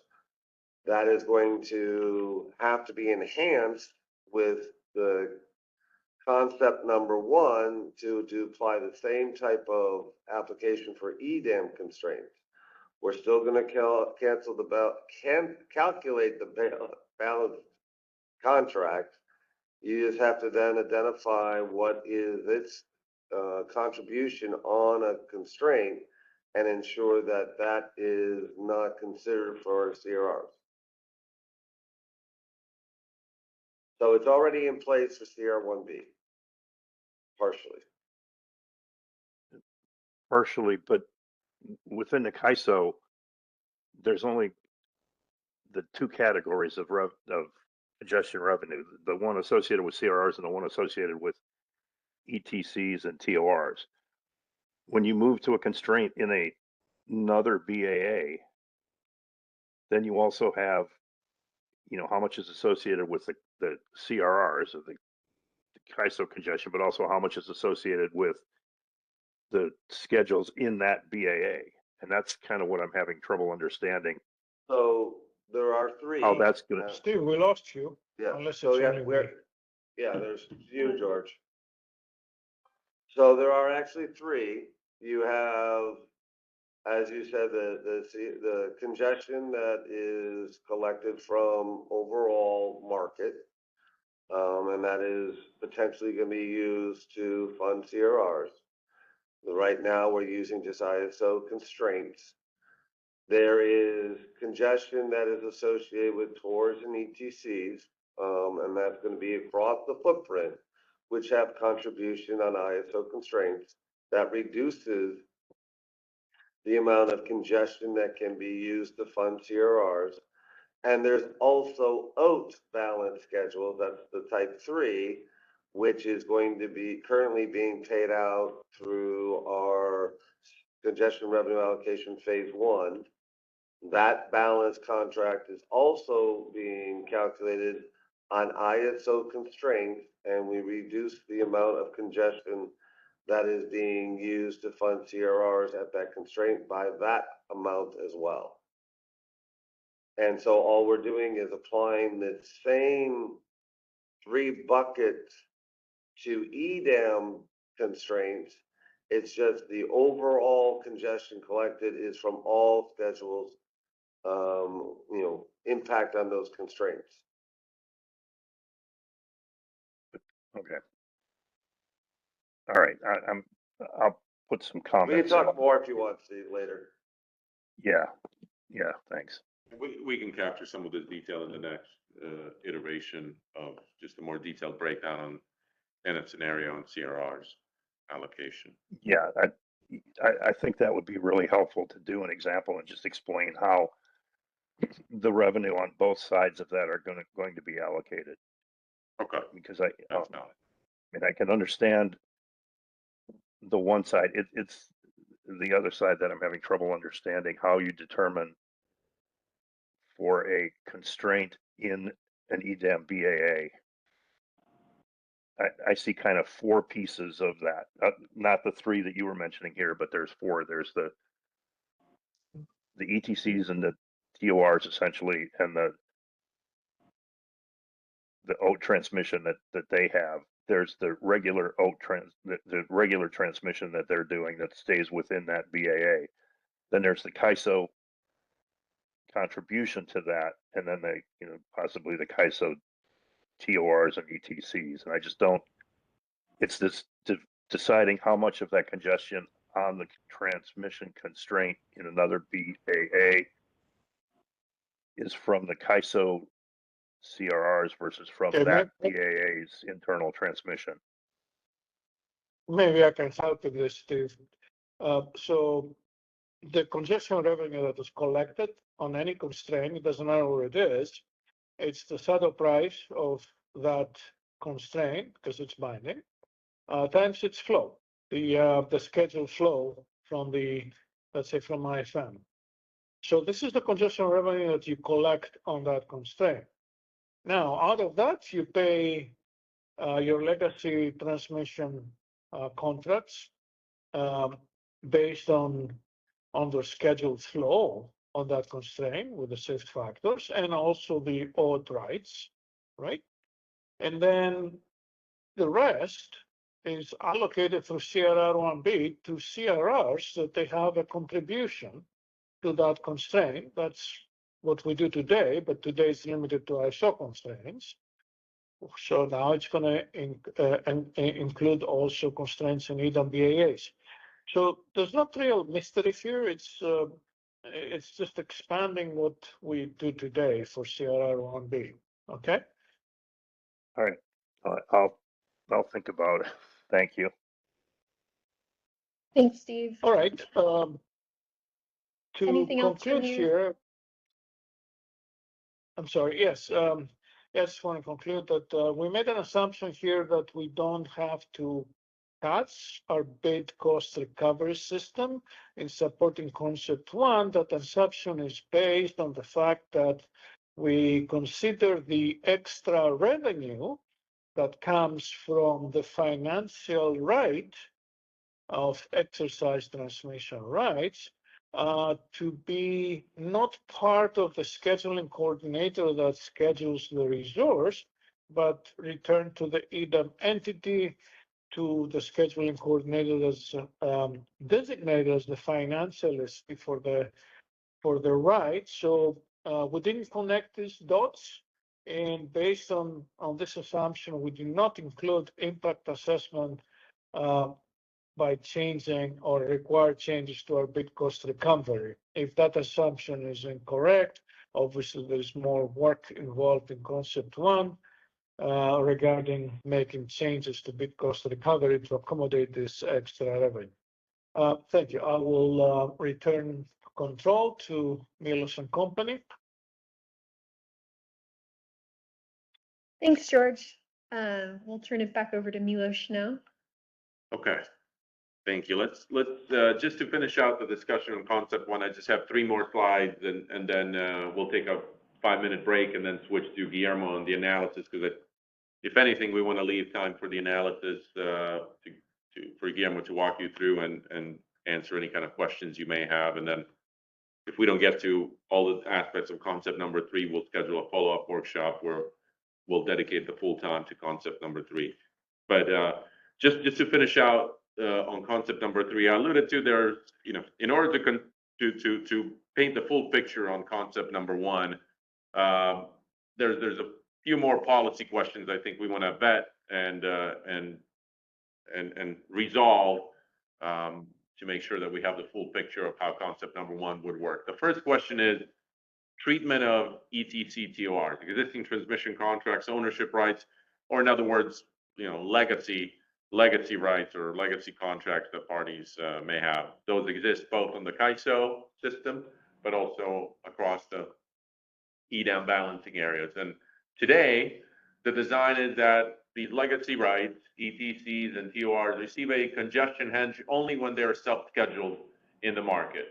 They receive a market clearing priority, and they also get the first cut of the allocation of the congestion revenues, or to receive that complete congestion hedge, because these are recognized as unique transmission rights that are under unique arrangements, and in the EDAM areas, there are also legacy contracts.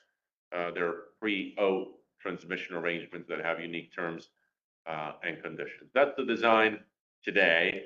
And those congestion revenues or congestion hedges that are provided for these ETC TORs or legacy rights, they're directly settled with the ETC TOR rights holder in the market, or the entity that's representing the scheduling coordinators representing the exercise or the use of those rights. And that's true both in the CAISO balancing area as well as with the EDAM area. The CAISO settles directly those congestion revenues with the ETC TOR holder, assuming it's the same as the scheduling coordinator that's settling that in the market, or that's representing those in the market.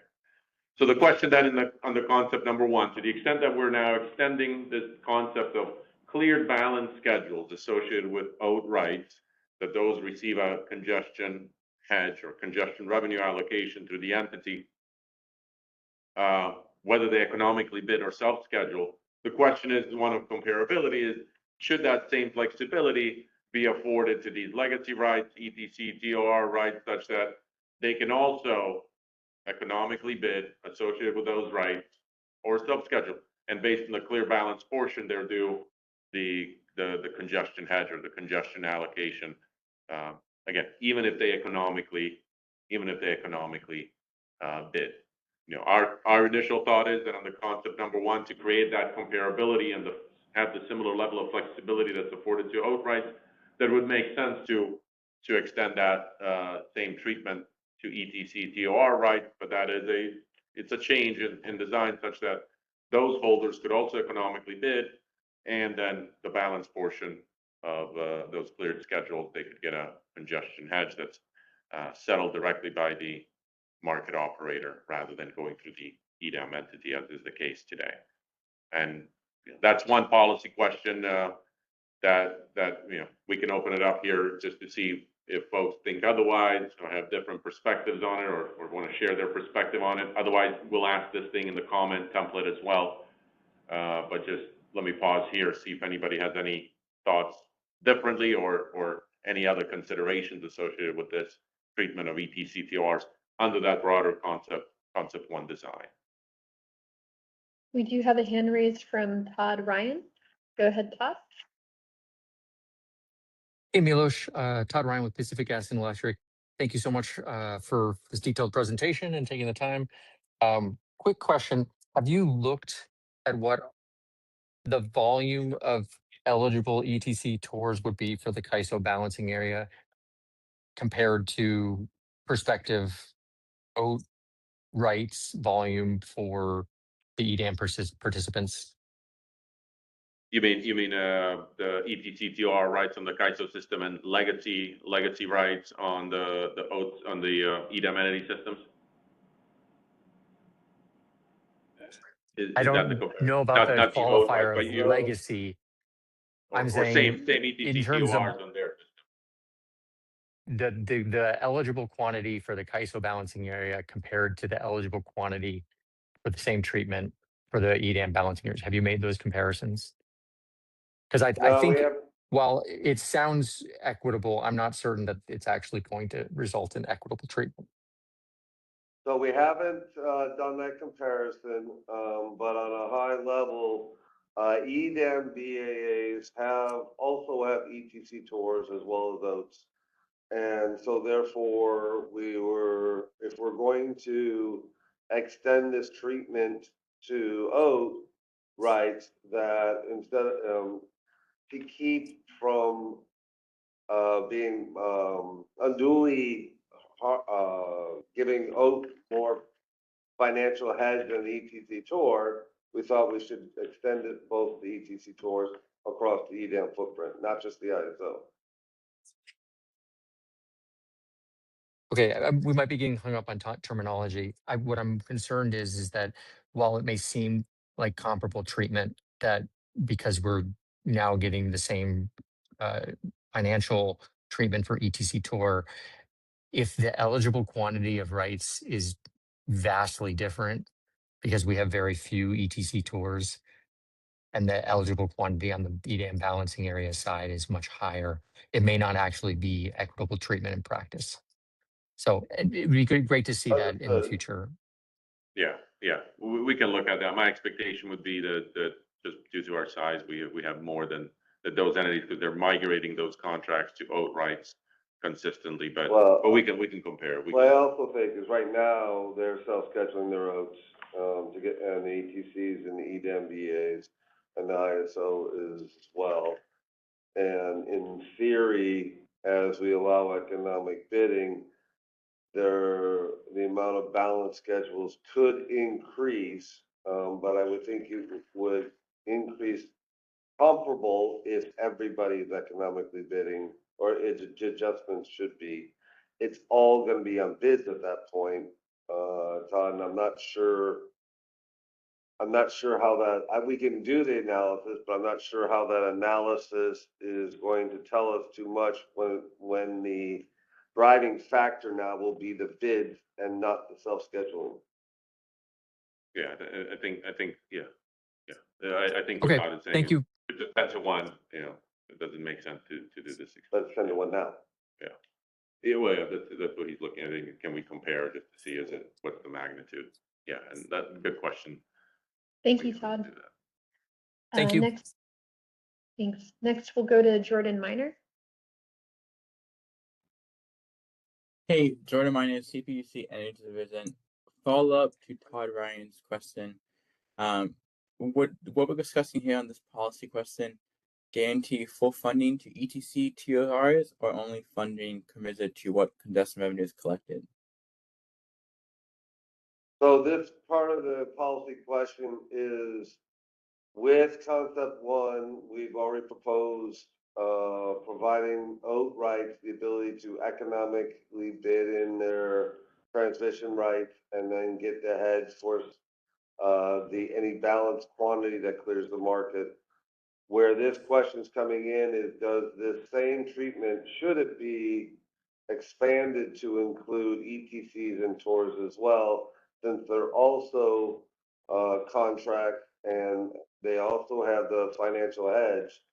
The difference is that the ISO settlement system provides the hedge to the financial SE of the ETC TOR, whereas the entity will provide it for the oat. So it's just whether or not we extend this treatment to ETC TORs.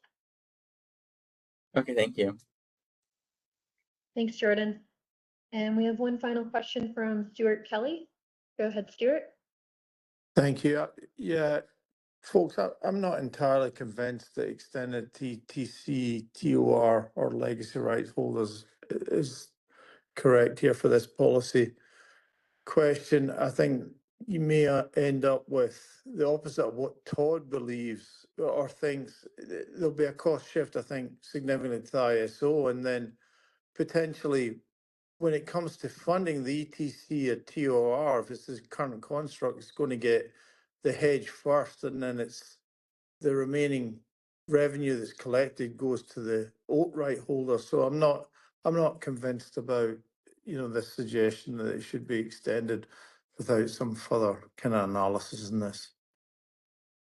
Good call out, Stuart. Yeah, we can look, because you're right.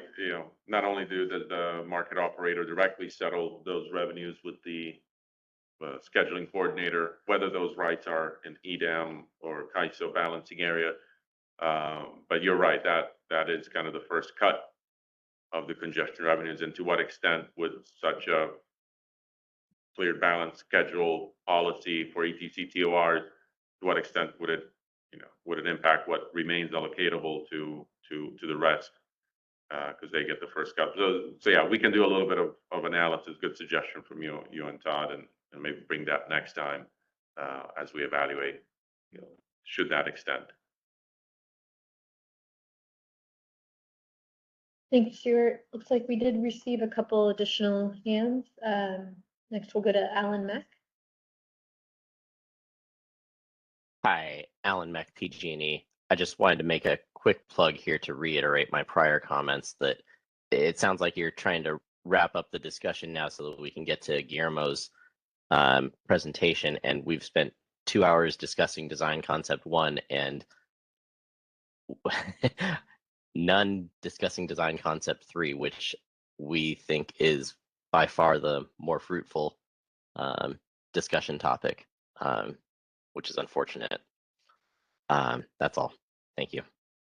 No, thank you, Alan. And yeah, we wanted to make sure that we give it time as well to concept number 1. We'll schedule it. If we don't get to concept number 3, which unlikely, I think we'll schedule a separate workshop here soon in the next couple of weeks where we can dedicate the full time to concept number 3. But we thought it was important at least to, because of the magnitude of support for concept number 1, at least evaluate what would it take to do that. But understand your concern, and we'll schedule a separate time for concept number 3 if we don't get to it today. We certainly do want to get to Guillermo's analysis here shortly. Thank you. Next, we have Doug Boccignone.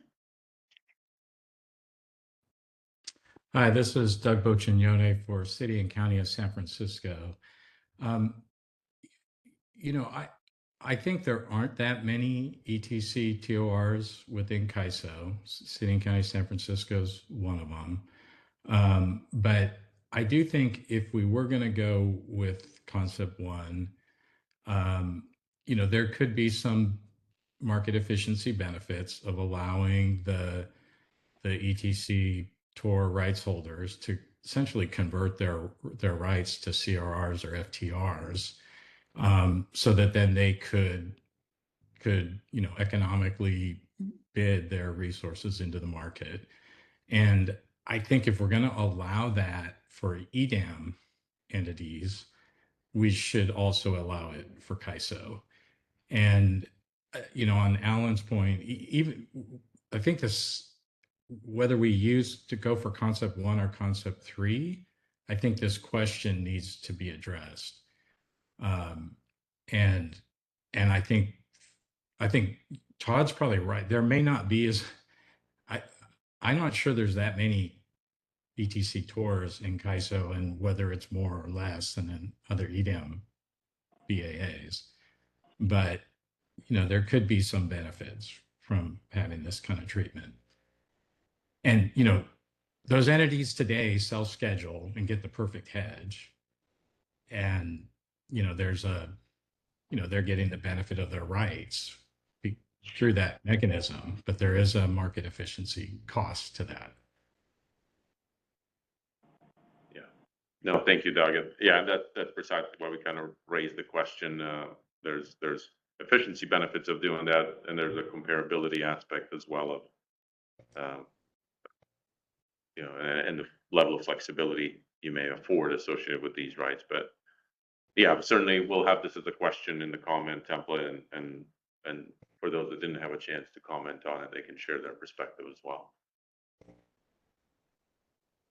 Okay, let's go to the next slide just to give us, I'll just do this the next 2 slides briefly, but I think the slides provide a bit of the context, and George alluded to this one first, but it's in the context of concept number 1 and bid cost recovery, whether congestion revenues that may be derived through that economic bid, because now we're looking at the balance portion, whether you economically bid or self-schedule, whether some of those revenues, congestion revenues, should be considered within the BCR process, which compares effectively the market cost, the market bid cost associated with resources to those revenues that parties may have derived through the market.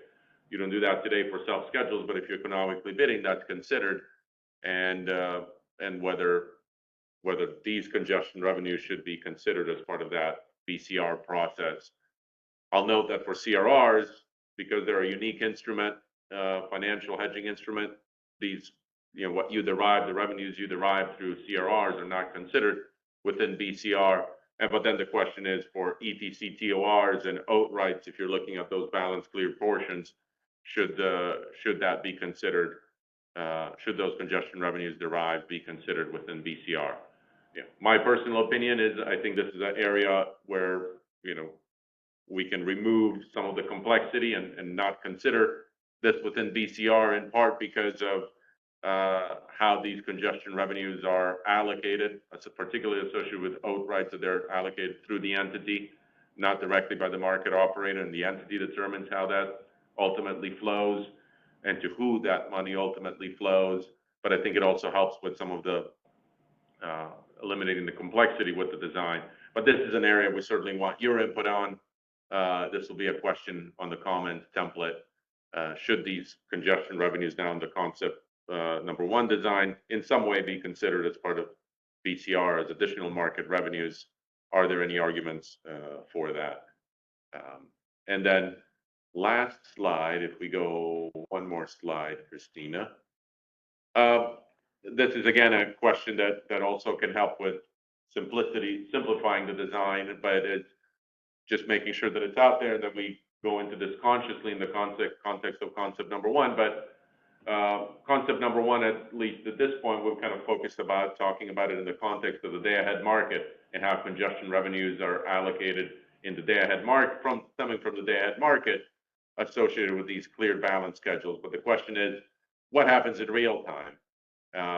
And in real time, if this is concept number 1 is recognized as a incremental step, bridge to a long-term design, maybe not a long-term design where we want to be, but does it make sense to retain the status quo in real time as we have today, where all congestion revenues are allocated to the balancing area where the constraint is located?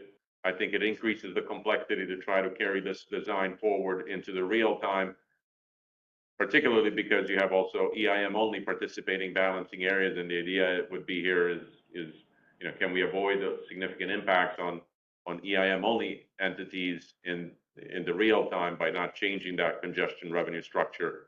But so the question here is, what's the real time congestion revenue allocation design, recognizing you have a combination of EDAM entities and EIM only entities, and does it make sense to retain the status quo, not extend this kind of OAT rights design or looking at clear balance schedules associated with OAT rights, for example, into the real time, which I think would increase the complexity?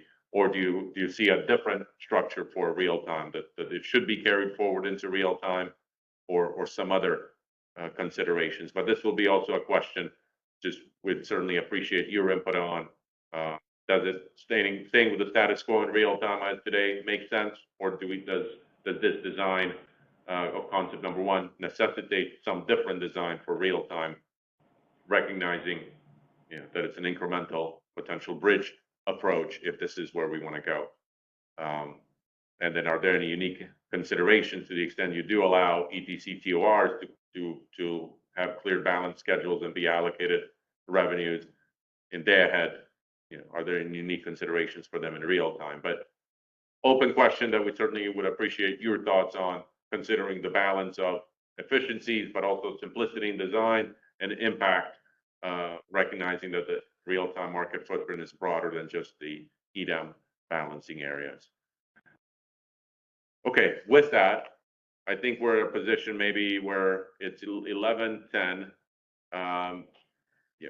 Maybe we'll skip a break. Folks can, this is a virtual meeting. Folks can step away, grab some food or get some drinks or whatever they need. But just in the interest of time, giving Guillermo some opportunity to share his analysis and take some questions from you on the analysis that we committed to doing, looking at what is the effectiveness of constraints across the broader EDAM footprint. Guillermo did a lot of analysis just to thank him for this assessment, and he'll provide you the additional context, and hopefully, I think we'll have some time for questions. We'll get the slide deck pulled up for you, Guillermo, just a moment.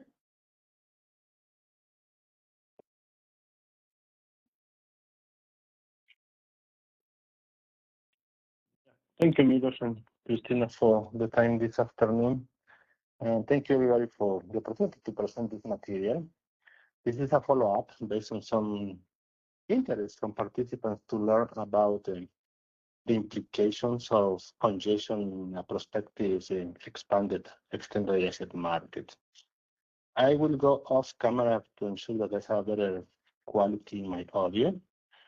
And I will try to highlight the main points of the presentation. There is a lot of material, given the fact that we are covering a larger footprint.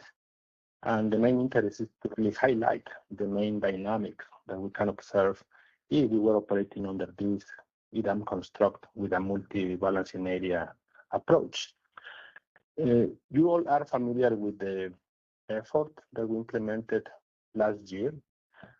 We go live. We have two stages of analysis driven by our commitment to ensure that we provide the transparency and insights of how potentially the congestion revenue allocation methodology could play out when we go live day one with PAC, East, West, and CAISO balancing areas as part of the new extended ahead market.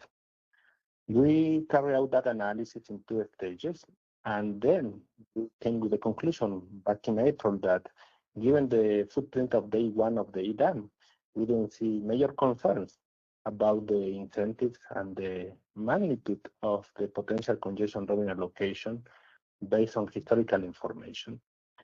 We also did a second stage of analysis trying to put some financial impacts rather than megawatts or shift factors. We came with dollar impacts specifically to the day one footprint.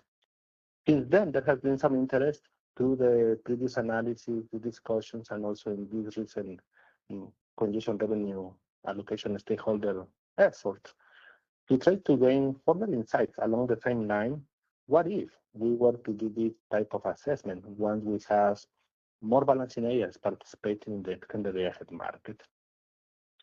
The rest of the material goes into many different areas of congestion. Everything is about congestion in the extended asset market. And let me just give you the spoiler, the takeaway from all the material that you're going to see in this presentation. I would say that there are three main dynamics that I would like to highlight, and two of them are in this slide. One is, sorry, can we go back to the previous one? One dynamic that is interesting to understand is if there are transactions in a prospective EDAM area, how that is going to impact congestion flows on transmission constraints in the CAISO balancing area. What we have seen for the first analysis of Pacific East and West is that yes, there can be transactions in PAC that can have material impact in parallel flows on transmission constraints for the CAISO balancing area. I can tell you effectively the same conclusion holds once you expand the day-ahead market footprint to include many other balancing areas. Along the line of PAC analysis, we have found that other balancing areas, LA, Idaho, Nevada, PNM, all could have material impacts on the parallel flows on the CAISO transmission constraints to a slightly different degrees. And this is the detail that you can find in the different matrices that we have put in this analysis. The companion item of this dynamic is that the majority of the constraints, the majority of the congestion happens in the CAISO balancing area. That doesn't change once we expand the extended ahead market to account for other 7, 8 balancing areas. That continues to be the case. Just to put in perspective, we're talking about that 80% of the constraints that could be binding in the extended ahead market would happen still in the CAISO balancing area. And out of that set of constraints, we have that only about 34% of all these CAISO constraints impacted by parallel flows from other balancing areas could actually have an impact of parallel flows. There is a portion of constraints that, even though are congested, are binding in the CAISO balancing area. They are not impacted by parallel flows. Granted, there are some key constraints, such as path 26, where, given the location of that constraint, transactions in different balancing areas of the EDAM could have material flow impact on these constraints, such as the path 26. This is not just for path east and west, but in general for many of the other balancing areas that are in the future EDAM footprint. That is one dimension. The second dimension is the other way around. If there are transactions in the California balancing area, generation from the south to meet generation either in the south or in the north and the other way around, how that generation to demand is going to potentially create parallel flows in any other balancing area that will be part of the extended day-ahead markets. Similar to the analysis that we did for PACs, what we have found is that, in general, there is very negligible effect of parallel flows from CAISO transactions into constraints in any other balancing area. There are potentially 2-3 constraints where there is some effect, and these are related to constraints in the PAC area. But still, when you look at the frequency of that congestion of these constraints, it's pretty minimal. And the third dynamic that I didn't explicitly put in here is, what is the impact of transactions in one EDAM area regarding another EDAM area? And we are not talking about the CAISO, it's really between EDAM areas. That effect, that impact is still pretty minimal. There is not much constraint, congested binding in the rest of the EDAM areas, and therefore the effects of parallel flows is the minimum. Can we move to the next slide, please?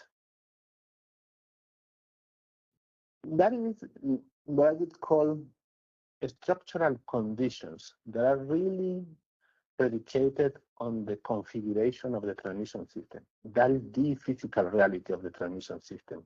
It is based on what the transmission lines are, it is based on where the resources are located, and it is beyond financial constructs, it is beyond contractual agreements. This is the physics of the transmission system that are going to dictate how the power is going to flow.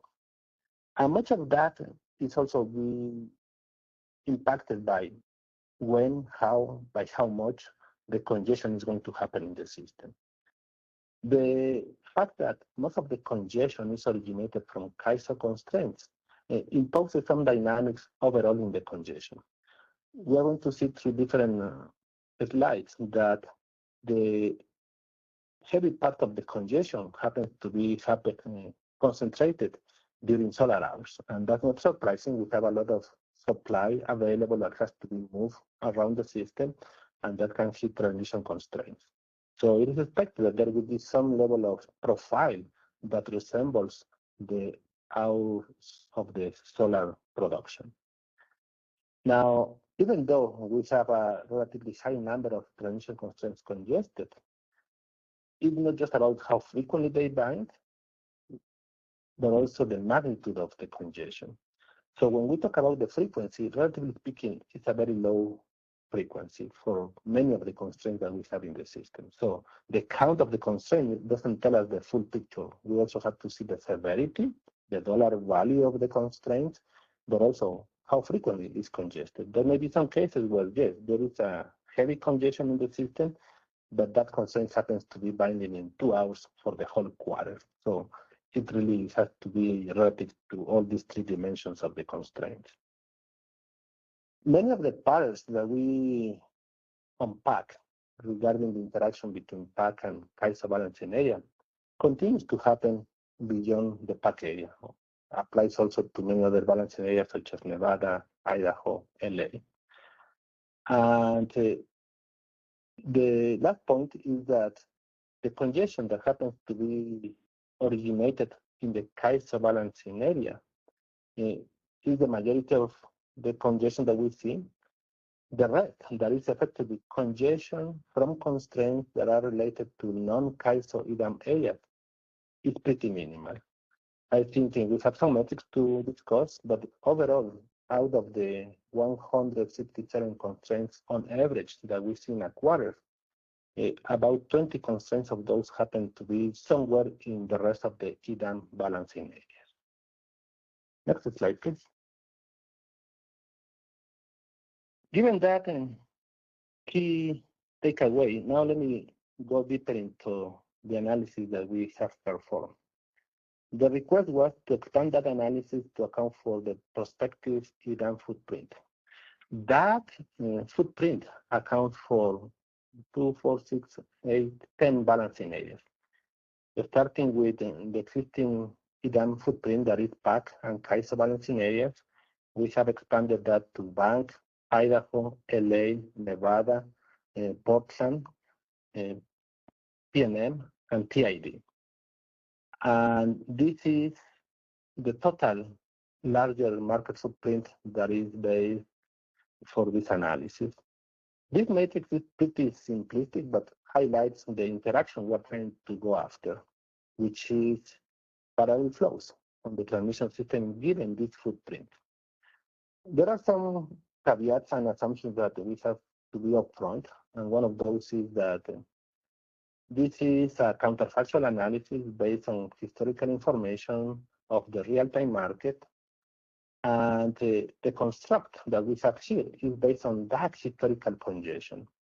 There could be some complications to assume that the same congestion that we see in the existing footprint of the Western energy balance market is going to hold precisely in the different footprint that we will have eventually for the extended day-ahead market.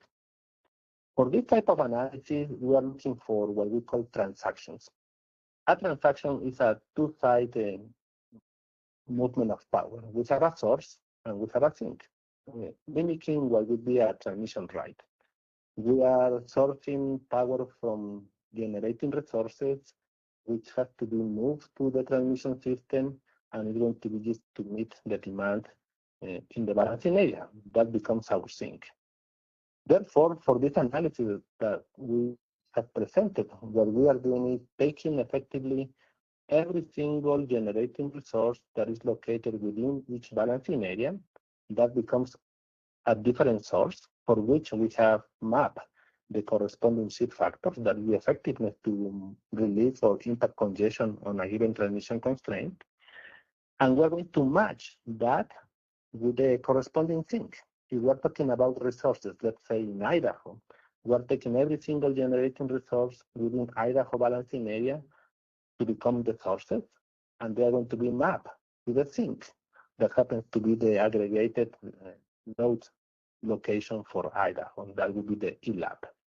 And in that way, we did our transaction source to sink, all from the generation sinking into the demand. In this matrix that we have in the right-hand side, we have as rows the balancing area where the constraint that could be congested is located. We may have constraints in Bank, in CAISO, that happens to be congested and binding, and therefore they are going to generate a marginal congestion component to the many different locations in the system, which happen to be represented here with columns. So each column is effectively the impact on the specific balancing area, and these are effectively the prices on that area. We can have, for instance, the main diagonal that is highlighted in purple. It stands for this one-to-one relationship. We may have, for instance, in the first row, constraints originated, congested in the Bank area. And its impact is going to be reflected in the Bank prices. So that square, that value in the first central point is going to be related to what we call internal flows. because are constraints located in one balancing area that are going to be reflected on prices in the same balancing area. There is nothing exogenous to that constraint and that congestion. But the rest of the squares that are in gray stand for what we are looking after, that are the parallel flows. If I just build on the same example, we have in the first row the constraints located in bank balancing area. And when I look at how these constraints are going to be priced and are going to be reflected with some type of impact in the second column, that is the CAISO, we're talking about a parallel flow from transactions in CAISO that are going to be impacting constraints in the bank area. And consequently, that constraints congested in bank area are going to be reflected through marginal congestion prices in the CAISO area. That is the bidirectional implication of parallel flows. And we have that many gray squares because these are how many permutations we may have for all these multi-balancing area parallel flow effect. You can go through any row and then match that against any column, and that effectively is one combination of parallel flows. Constraints located in one balancing area having impacts on prices in another balancing area, and the other way around. That other balancing area having transactions within its own footprint that are going to create parallel flows on that given balancing area. So these are all the possible permutations we could have in this prospective extended ahead market footprint. All this information can be translated either on megawatts or dollars. The analysis that we are presenting here is based on megawatts, and actually percentages because these are shift factors. The contributions of a given transaction on constraints on a given balancing area. And just to reinforce, this is the only footprint that we have considered where all these balancing areas are all together. Yes, there could be the possibility that we can go and try to do a smaller subsets of different scenarios of different footprints. That's just going to grow exponentially the number of permutations we have to consider. So this is one shot, all balancing areas considered at once. Let me pause. And I think we see one hand from Stephen.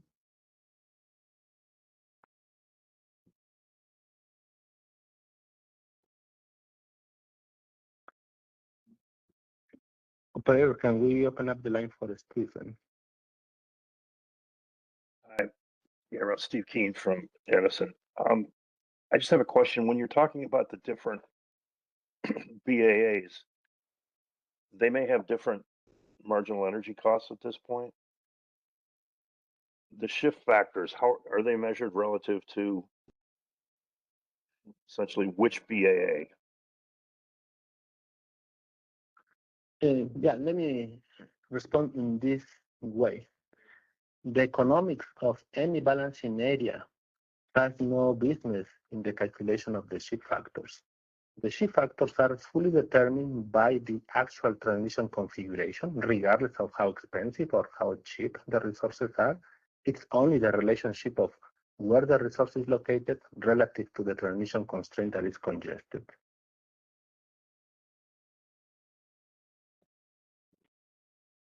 Okay. The one thing that I'm having a hard time understanding, and I need to get a better understanding of this, is how the transfer system revenues are going to, how they interact with the congestion revenues. I know that's probably not part of your discussion, but at some point, maybe in future meetings, if you could help me, and I assume other people, to understand the relationship between the congestion revenue and also the transfer system revenues, that basically the congestion within and the congestion between BAAs and how that's impacted by these loop flows. Yeah, we can table that for another session, Stephen, if there is a need for that, let's stay on focus for the parallel flows at this point, so we can really complete the discussion today. Thank you for the prompt. And I'm not seeing any other questions next. at this time, so I think we can continue on. Okay. Perfect. Can we move to the next slide, please?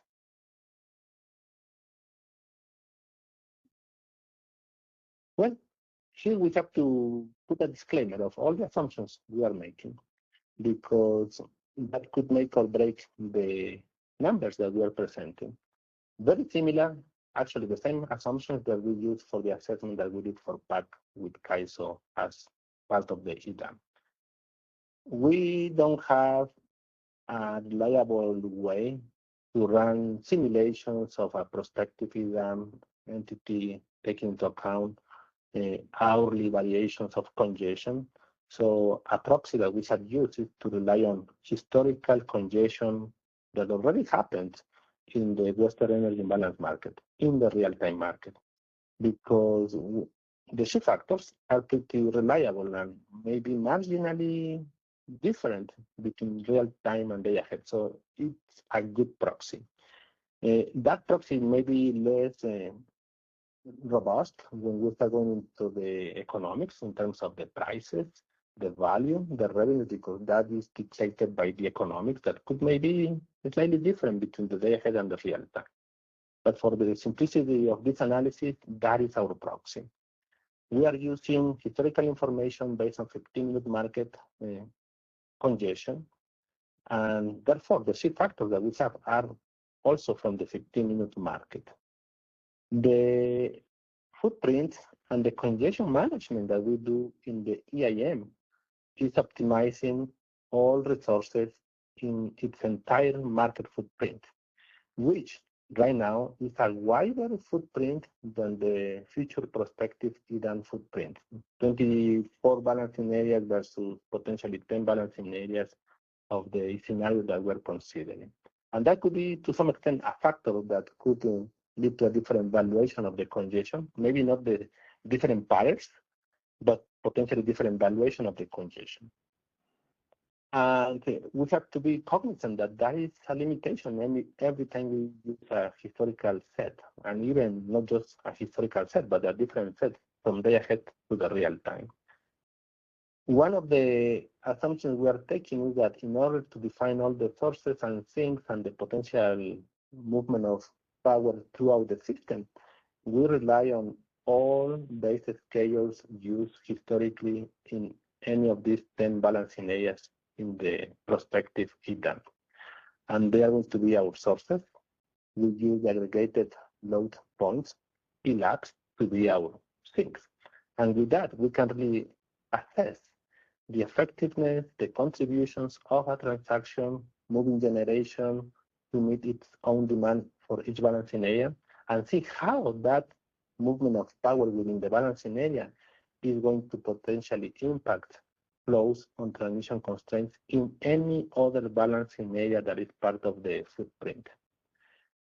I have to also indicate here another stage that we have in the analysis. This first one, as you may notice in the last bullet, is predicated only on the assessment of moving power from supply to demand within each balancing area.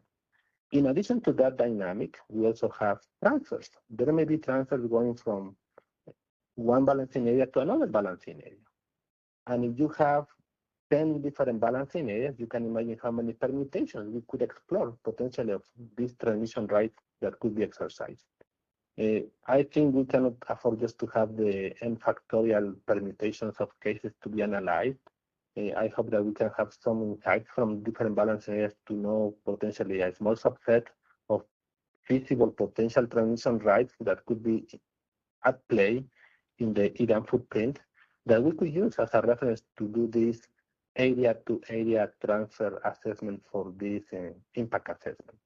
Again, this assessment is only limited to the assessment of supply meeting demand within each balancing area. Next slide, please. Now let me give you some color. I think there is always the need to give you the intuition of what the congestion is rather than just throw a specific number, right? And that has to do with the actual configuration of the transmission system. Here we have the breakdown of all the transmission constraints that would be in the prospective EDAM footprint in binding and congested, organized by those that are non-CAISO, effectively any other EDAM balancing area. And then the group of CAISO constraints are grouped in two parts. One are the ones that have an effect, an impact of parallel flows that are labeled as CAISO impact. And the rest that, even though are constraints located in CAISO, are binding and are congested, they do not have an impact of parallel flow from transactions in other EDAM areas. You can see that breakdown more specifically below. About 14% of the constraints that are congested and binding are in any other EDAM area that is non-CAISO. That means the rest, 86%, will be CAISO constraints organized in these two groups. Just to give you the sense of the magnitude, we have about 157 constraints on a quarterly basis that are congested and binding the EDAM footprint. And out of that, you have about 20 constraints that belong to any EDAM area but CAISO.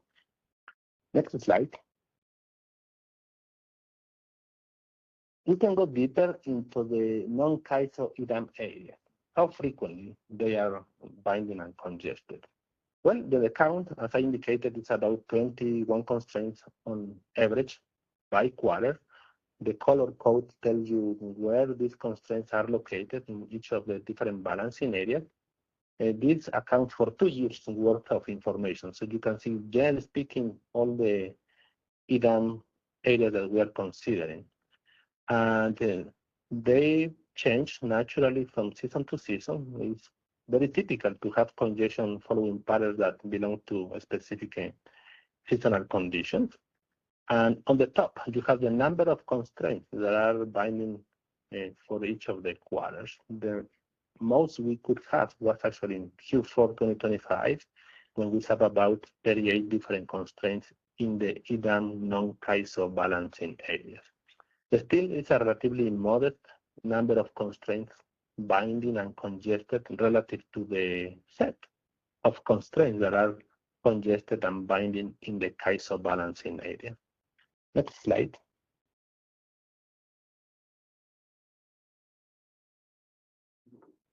Now, you may have a microscope to be able to see this clearly, so I encourage you to look at by yourself at your own pace and zoom in to see the specific values here. The idea here is give you a complete list, and this is actually organized by calendar quarter. This is the first quarter of 2024. You may remember that was a very extreme scenario to analyze because we have very heavy congestion during the Martin Luther King weekend. And there was a lot of congestion going from the south, desert southwest, south of the CAISO system to the Pacific Northwest, to the point that the transmission became a bottleneck because there was just too much power to move northbound, and we hit many different constraints. So it's an extreme case scenario to consider to stress test how this works. Similar to PAC, we have that information for every single quarter of 2024 and 2025 for the space here, and I just put a sample of Q1 2024 and maybe one for Q3 2024. It is organized in rows by the balancing area that is hosting the constraint that is congested. That is the second column. That is actually the name of the constraint. And there are subgroups. The top one is the CAISO balancing area, followed by LA. There is only one constraint in that quarter, 4 constraints in PAC East, and so on and so on. If you see a value in that subsequent rows that is organized, subsequent columns that is organized by each balancing area of the prospective EDAM, that means that that constraint solved from that balancing area had a marginal congestion price effects on that balancing area. You can go, for instance, to the first constraint, that is the nomogram for 6110 operating procedure. That constraint happens to have an impact on every single EDAM balancing area considering this scenario, and it is color coded. Purple is positive value. That means the congestion on that constraint is going to increase prices for those that are purple, like Portland and Park West. And it's going to be blue for those that are negative, meaning that congestion is going to depress prices in those areas. And it is expected to have the two directions, because one constraint binding is going to split somewhere the footprint in two sides, one north, one south. Some constraints are going, some resorts are going to see a positive price, others have to see negative price, and this just tells you the nature of the congestion in the system. Now, interesting enough, this first constraint that is seen here happens to be a constraint that has been widely discussed in different forums of analysis. This is a real-time only constraint.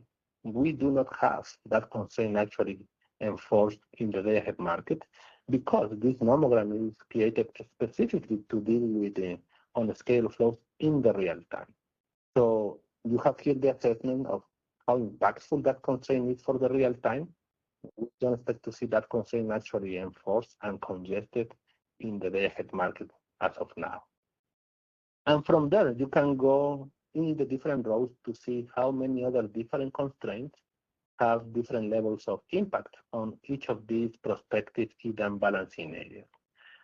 When you don't see a value, the entry is null for that combination of the row that is the constraint and the column that is the balancing area. That means, yes, that constraint was congested, was binding, but it didn't have any effect on that balancing area that is represented in the columns. And the lower part goes beyond the CAISO. It goes for the other balancing areas that are part of the prospective EDAM footprint. You can see, relatively to CAISO reference, that we have very few constraints across the other EDAM areas.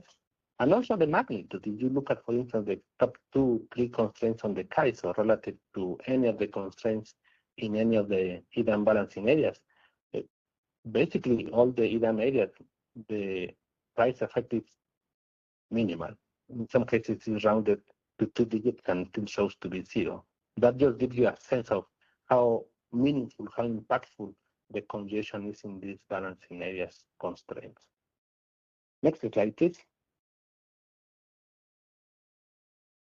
This is the same information, just to give you a different perspective. We were looking at the winter season when we know that there are heavy flows northbound, power moving to the Pacific Northwest. We have that extreme cold condition in January.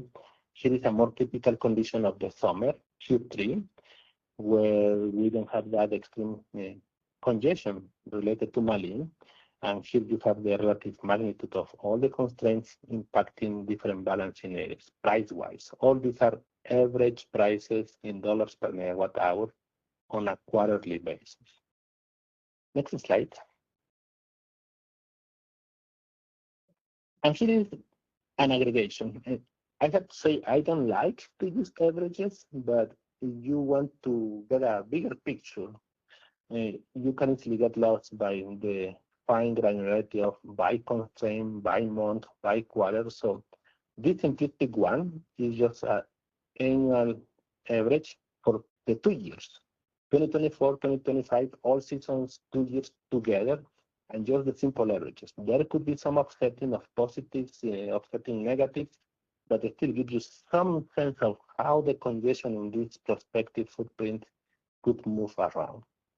And there is one row by balancing area that effectively indicates all the constraints coming from that balancing area, and the columns indicating all the prices reflected in these other balancing areas. The same discussion we introduced in 2-3 slides before, aggregated on a total biannual basis.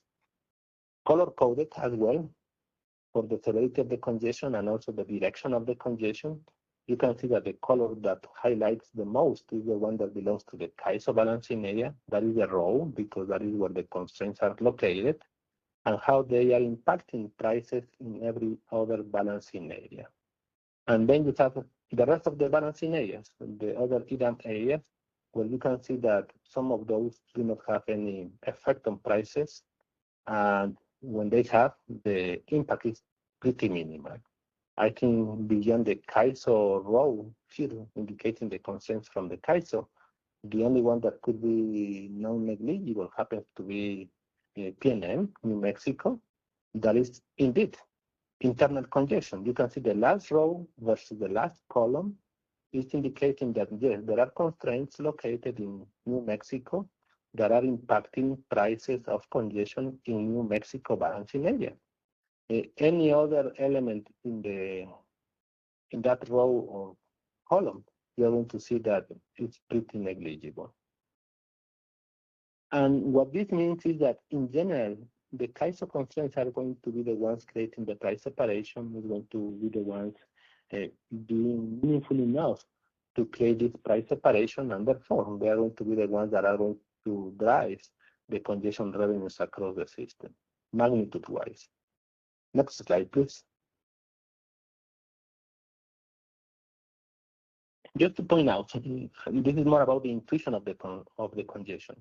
This is the average prices, still Q1 2024, organized by hour of the day. How we see the congestion playing out across the extended footprint when we have the hourly profile. You can see that the color is concentrated, not surprisingly, during the solar hours, and yes, there are price separations between the purple and the blue, indicating how the constraints overall, altogether, split the system in a certain way. You can see that the first columns are organized by region, is Portland, Pacific West, Pacific Gas and Electric, Bank, PID. All these are in the northern part of the system, and they tend to have positive prices. Then you have the rest. That would be SCE, that is Southern California, LA, San Diego, Nevada. All of them have negative prices, meaning they are in the other side of the price separation. This is the effect of constraints. Next slide.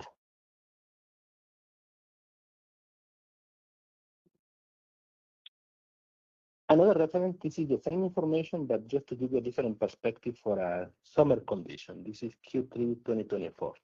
There is less definition of the profile of price separation. And not surprisingly, I think we may have peaking conditions very differently in the footprint, and it's less defined as the winter profile. Next slide.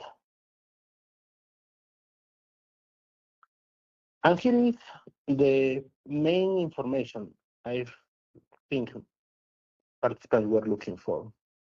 If we are assessing how transactions within each balancing area are going to impact parallel flows in any other balancing area, this gives you that information. And we're going to see that most of the time, the list of the constraints that are listed in the left-hand side happens to be CAISO, because these are the dominant constraints in the system. This lollipop figure that has a lower and upper or minimum and maximum stands for the range of the shift factors for the transactions that are happening inside each balancing area. In this case, for instance, is bank. So if we go for the first constraint, we're going to have this definition that negative values imply moving generation to meet demand within bank area can create congestion on this first constraint. I can read that constraint, I think the gate constraint. And in some cases, depending on the quarter, this is for the full quarter, that transaction within bank may actually provide counterflow to CAISO congestion or contribute with prevailing flows to CAISO constraint. The axis on the X is the shift factor, the flow contribution. And you can see that they can be as close as 50%. That means if I move 1 megawatt of generation in bank to meet its own demand in bank, about 50% of that 1 megawatt is going to move through the transmission constraint in the CAISO system, in specifically that gates constraint. And then you have other constraints that you are going to see that in general, they have very little effect of parallel flows on the CAISO transmission system. But yes, there are cases where the contribution can be significant. And that has to do, again, with the configuration of the transmission system. Is where the resource is located relative to the constraint that is congested. In conclusion, for bank, we see that there are few transmission constraints that could have some material impact due to parallel flows. There are more slides that have the same structure, and it is one slide per each balancing area in the prospective EDAM footprint. I will obviate to go through this because it's the same information. It's just for completeness to give you each balancing area. If you can glance through the next few ones, please. I think we're going to pass to LA, Nevada, Idaho, and so on. And yes, some of those are going to have more constraints impacted, higher shift factors. That means they're going to have more meaningful effects on the transmission constraints. And some of those, like Idaho or Portland, are going to have very minimal impacts in general on transmission constraints for CAISO area. And that makes sense given the electric location of these balancing areas relative to the CAISO balancing area. I forgot to mention that on the far right, in addition to give you the information of the range of the shift factors, the contributions of parallel flows, you also have how frequently these constraints are actually congested and binding. Just to give you a sense of the magnitude, right? Yes, you can have one constraint with very large shift factor, but if it is binding in 0.1% of the time in the quarter, is that meaningful enough? But it's not going to be, because even though it's with high contribution, the fact that it's binding in 1 hour of the full 3 months just diminishes the overall effect of that constraint. Next slide, please. This is the same information that was provided in the previous slides in a graphical fashion, just to give you a good reference to put all together. You can go one by one, bank, Idaho, Nevada, and so on, but this matrix gives you all together. You can see side to side each of the prospective balancing areas, how they're going to be impacting parallel flows on the left-hand side transmission constraints. All of them happen to be CAISO. And what it means is that in general, many of the prospective EDAM balancing areas can have a material impact of parallel flow on transmission constraints in the CAISO. And it's going to be potentially the top 5, 10 constraints out of this list. The portion in green is another reference for perspective. It gives you, on average, the maximum and minimum and the average value of the transmission limit of that constraint that was binding for this quarter. That, together with the frequency, can give you some intuition of the severity of the parallel flows in this case. Next slide. This is just a simple comparison. If we take the top 8 constraints in the CAISO system, and we just gather all the shift factors from all the transactions in each of the balancing areas and put them together in a distribution plot, this can give you a relative comparison across the different EDAM balancing areas, how more meaningful some are going to be relative to others to impact parallel flows. And you can see that the more elongated the square in this box plot is, it means there is a wider range of shift factor impacts on these parallel flows. The ones that have this more elongated distribution happens to be LA, Nevada, and in some cases, Pacific East. These are the 3 balancing areas that typically are going to have a wider range of flow contributions to transmission constraints in the CAISO. Each transmission constraint is identified at the top of each submatrix for an easy reference. Not surprisingly, these are some of the major transmission constraints in the backbone of the CAISO transmission system, some of those related to Part 26, Part 15. Next slide, please. The same information for the next top constraint, and let's move on to the next one, please. And I see one hand, let me just finish this and then you can take any questions. Here is another subset of that big matrix that you have at the end. This is the subset of parallel flows where we look at for CAISO transactions, meaning we have generation from the northern going to the south or the other way around, and how they are going to contribute to parallel flows in any transmission constraint in any other EDAM balancing area. First, you can see that this is a small part of the full matrix because we have very few constraints binding in the rest of the EDAM. And then look at the values that are just on the right-hand side of the green section. These values are pretty small. Some of those are rounded to 1 digit and still showing 0. These are the shift factors in percentage. That means, let me put an example.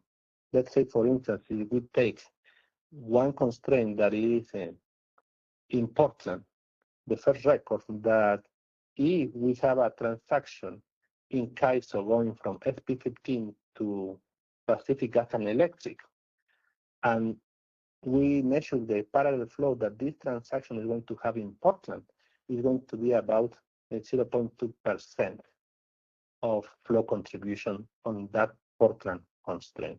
These values are already in percent. It's not per unit, so it's 0.2%.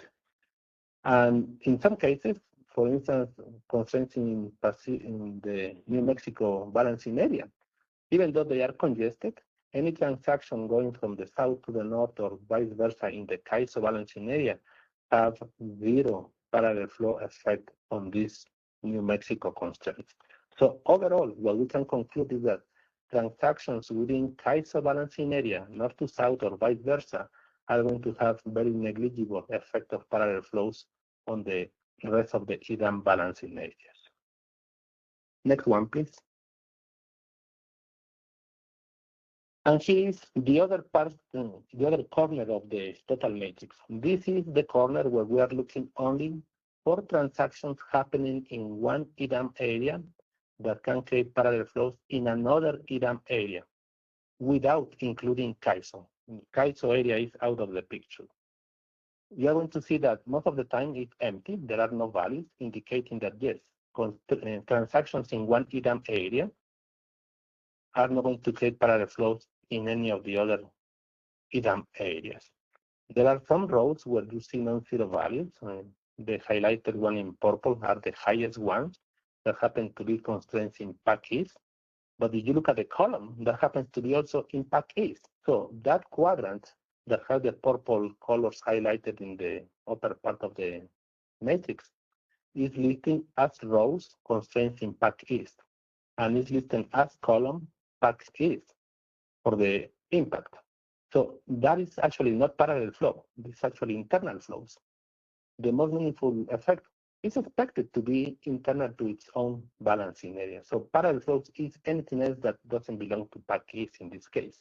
And you can see, basically they are empty. So there are no parallel flows from transactions in any of the EDAM areas created on PAC constraints. And you can do the same reading for any other permutation you have in this plot. These are the most important messages that I wanted to convey with this analysis. I think I have one more last slide that is just the aggregation of all these 3 subsections that I put. Here you have all together. You can take any quadrant of this matrix to see the potential relationship of parallel flows and internal flows from one balancing area to another balancing area. That is what I wanted to share with you today. That information is available there. We have all the information for every quarter of the 2 years reported. For simplicity here, we just took a sample of 1 or 2 quarters to give you that perspective. We may be thinking to publish this completely just in a document for your own reference. Let me pause. I see two hands, and thank you then for holding the hand for a while until I completed this piece. Please, let's go to the questions. Thank you, Guillermo. Just a moment before we take the questions, I just want to note apologies to folks that we're running a little bit over. Just a reminder, this meeting is being recorded, so if any of you have to drop off for another meeting, we'll be posting the recording on the initiative webpage for your review later on. But first, we'll go to Torsten Keeper. Hi there, Torsten Keeper with Flynn Resource Consultants on behalf of BAMX. So the Pacific Northwest was experiencing severe scarcity conditions during Martin Luther King weekend of January 2024, characterized by several natural gas outages, both at the Jackson Prairie Storage Facility and in Avista's territory. Significantly colder weather than normal, widespread outages in PGE's territory. At one point, I think they had something like 400,000 customers without power, which is a significant percentage. One of the lines, I think, was down for service on the north-south. I don't remember if it was PDC or if it was the other intertie, but anyway, the point is that those conditions resulted in atypical transmission flows, and I'm just curious if that was analyzed separately or looked at, because I'm sure it would have a meaningful influence on the Q1 24 results. Thanks. Yeah, thank you for the comment. And we have discussed this at length in many different forums, and we recognize that this is extreme case. And as I indicated, we have this information not only for that quarter, but also representative summer month. And we also have every single quarter for the 2 years. So yes, we are not writing just conclusions based on that quarter, but overall based on the 2 years. Yeah, I understand. I think it would be very informative to separate out the impacts from that period, because again, it was not typical of usual January flows. And so I think it would be very informative for this and other congestion topics to see the different impacts during that period. Thank you for the comment. Thank you, Torsten. And we have time for just a quick final question from Dan Williams. Go ahead, Dan. Hey, Guillermo, Dan from TEA. This will be super quick because Torsten basically just went there. So I was just going to confirm that I think it's slides 14 through the end, that those are all the same as slide 11, as 2024 and 2025 represented in all the data. Now that's lost in the numbering of the slides. And then these are the same information, but applicable for different balancing areas. Right, but it's all 2024 and 2025 for all those slides that are representing both of those 2 years. Okay, I just want to confirm that. And then comment to Torsten's, I do think it would be good if it doesn't take too much time, and I really appreciate all the information here. There's a ton to chew on, but if it's possible to just run February 2024 through December 2025 and exclude January, so we can sort of see just more of a normal look at some of the numbers. But there's a ton to chew on here, and appreciate the info. We'll follow up in the next workshop. Thank you, Dan, for that suggestion. Thank you, Dan. And thank you so much, Guillermo. We'll turn it back over to Milos now. Yes, we'll thank you everybody for sticking around.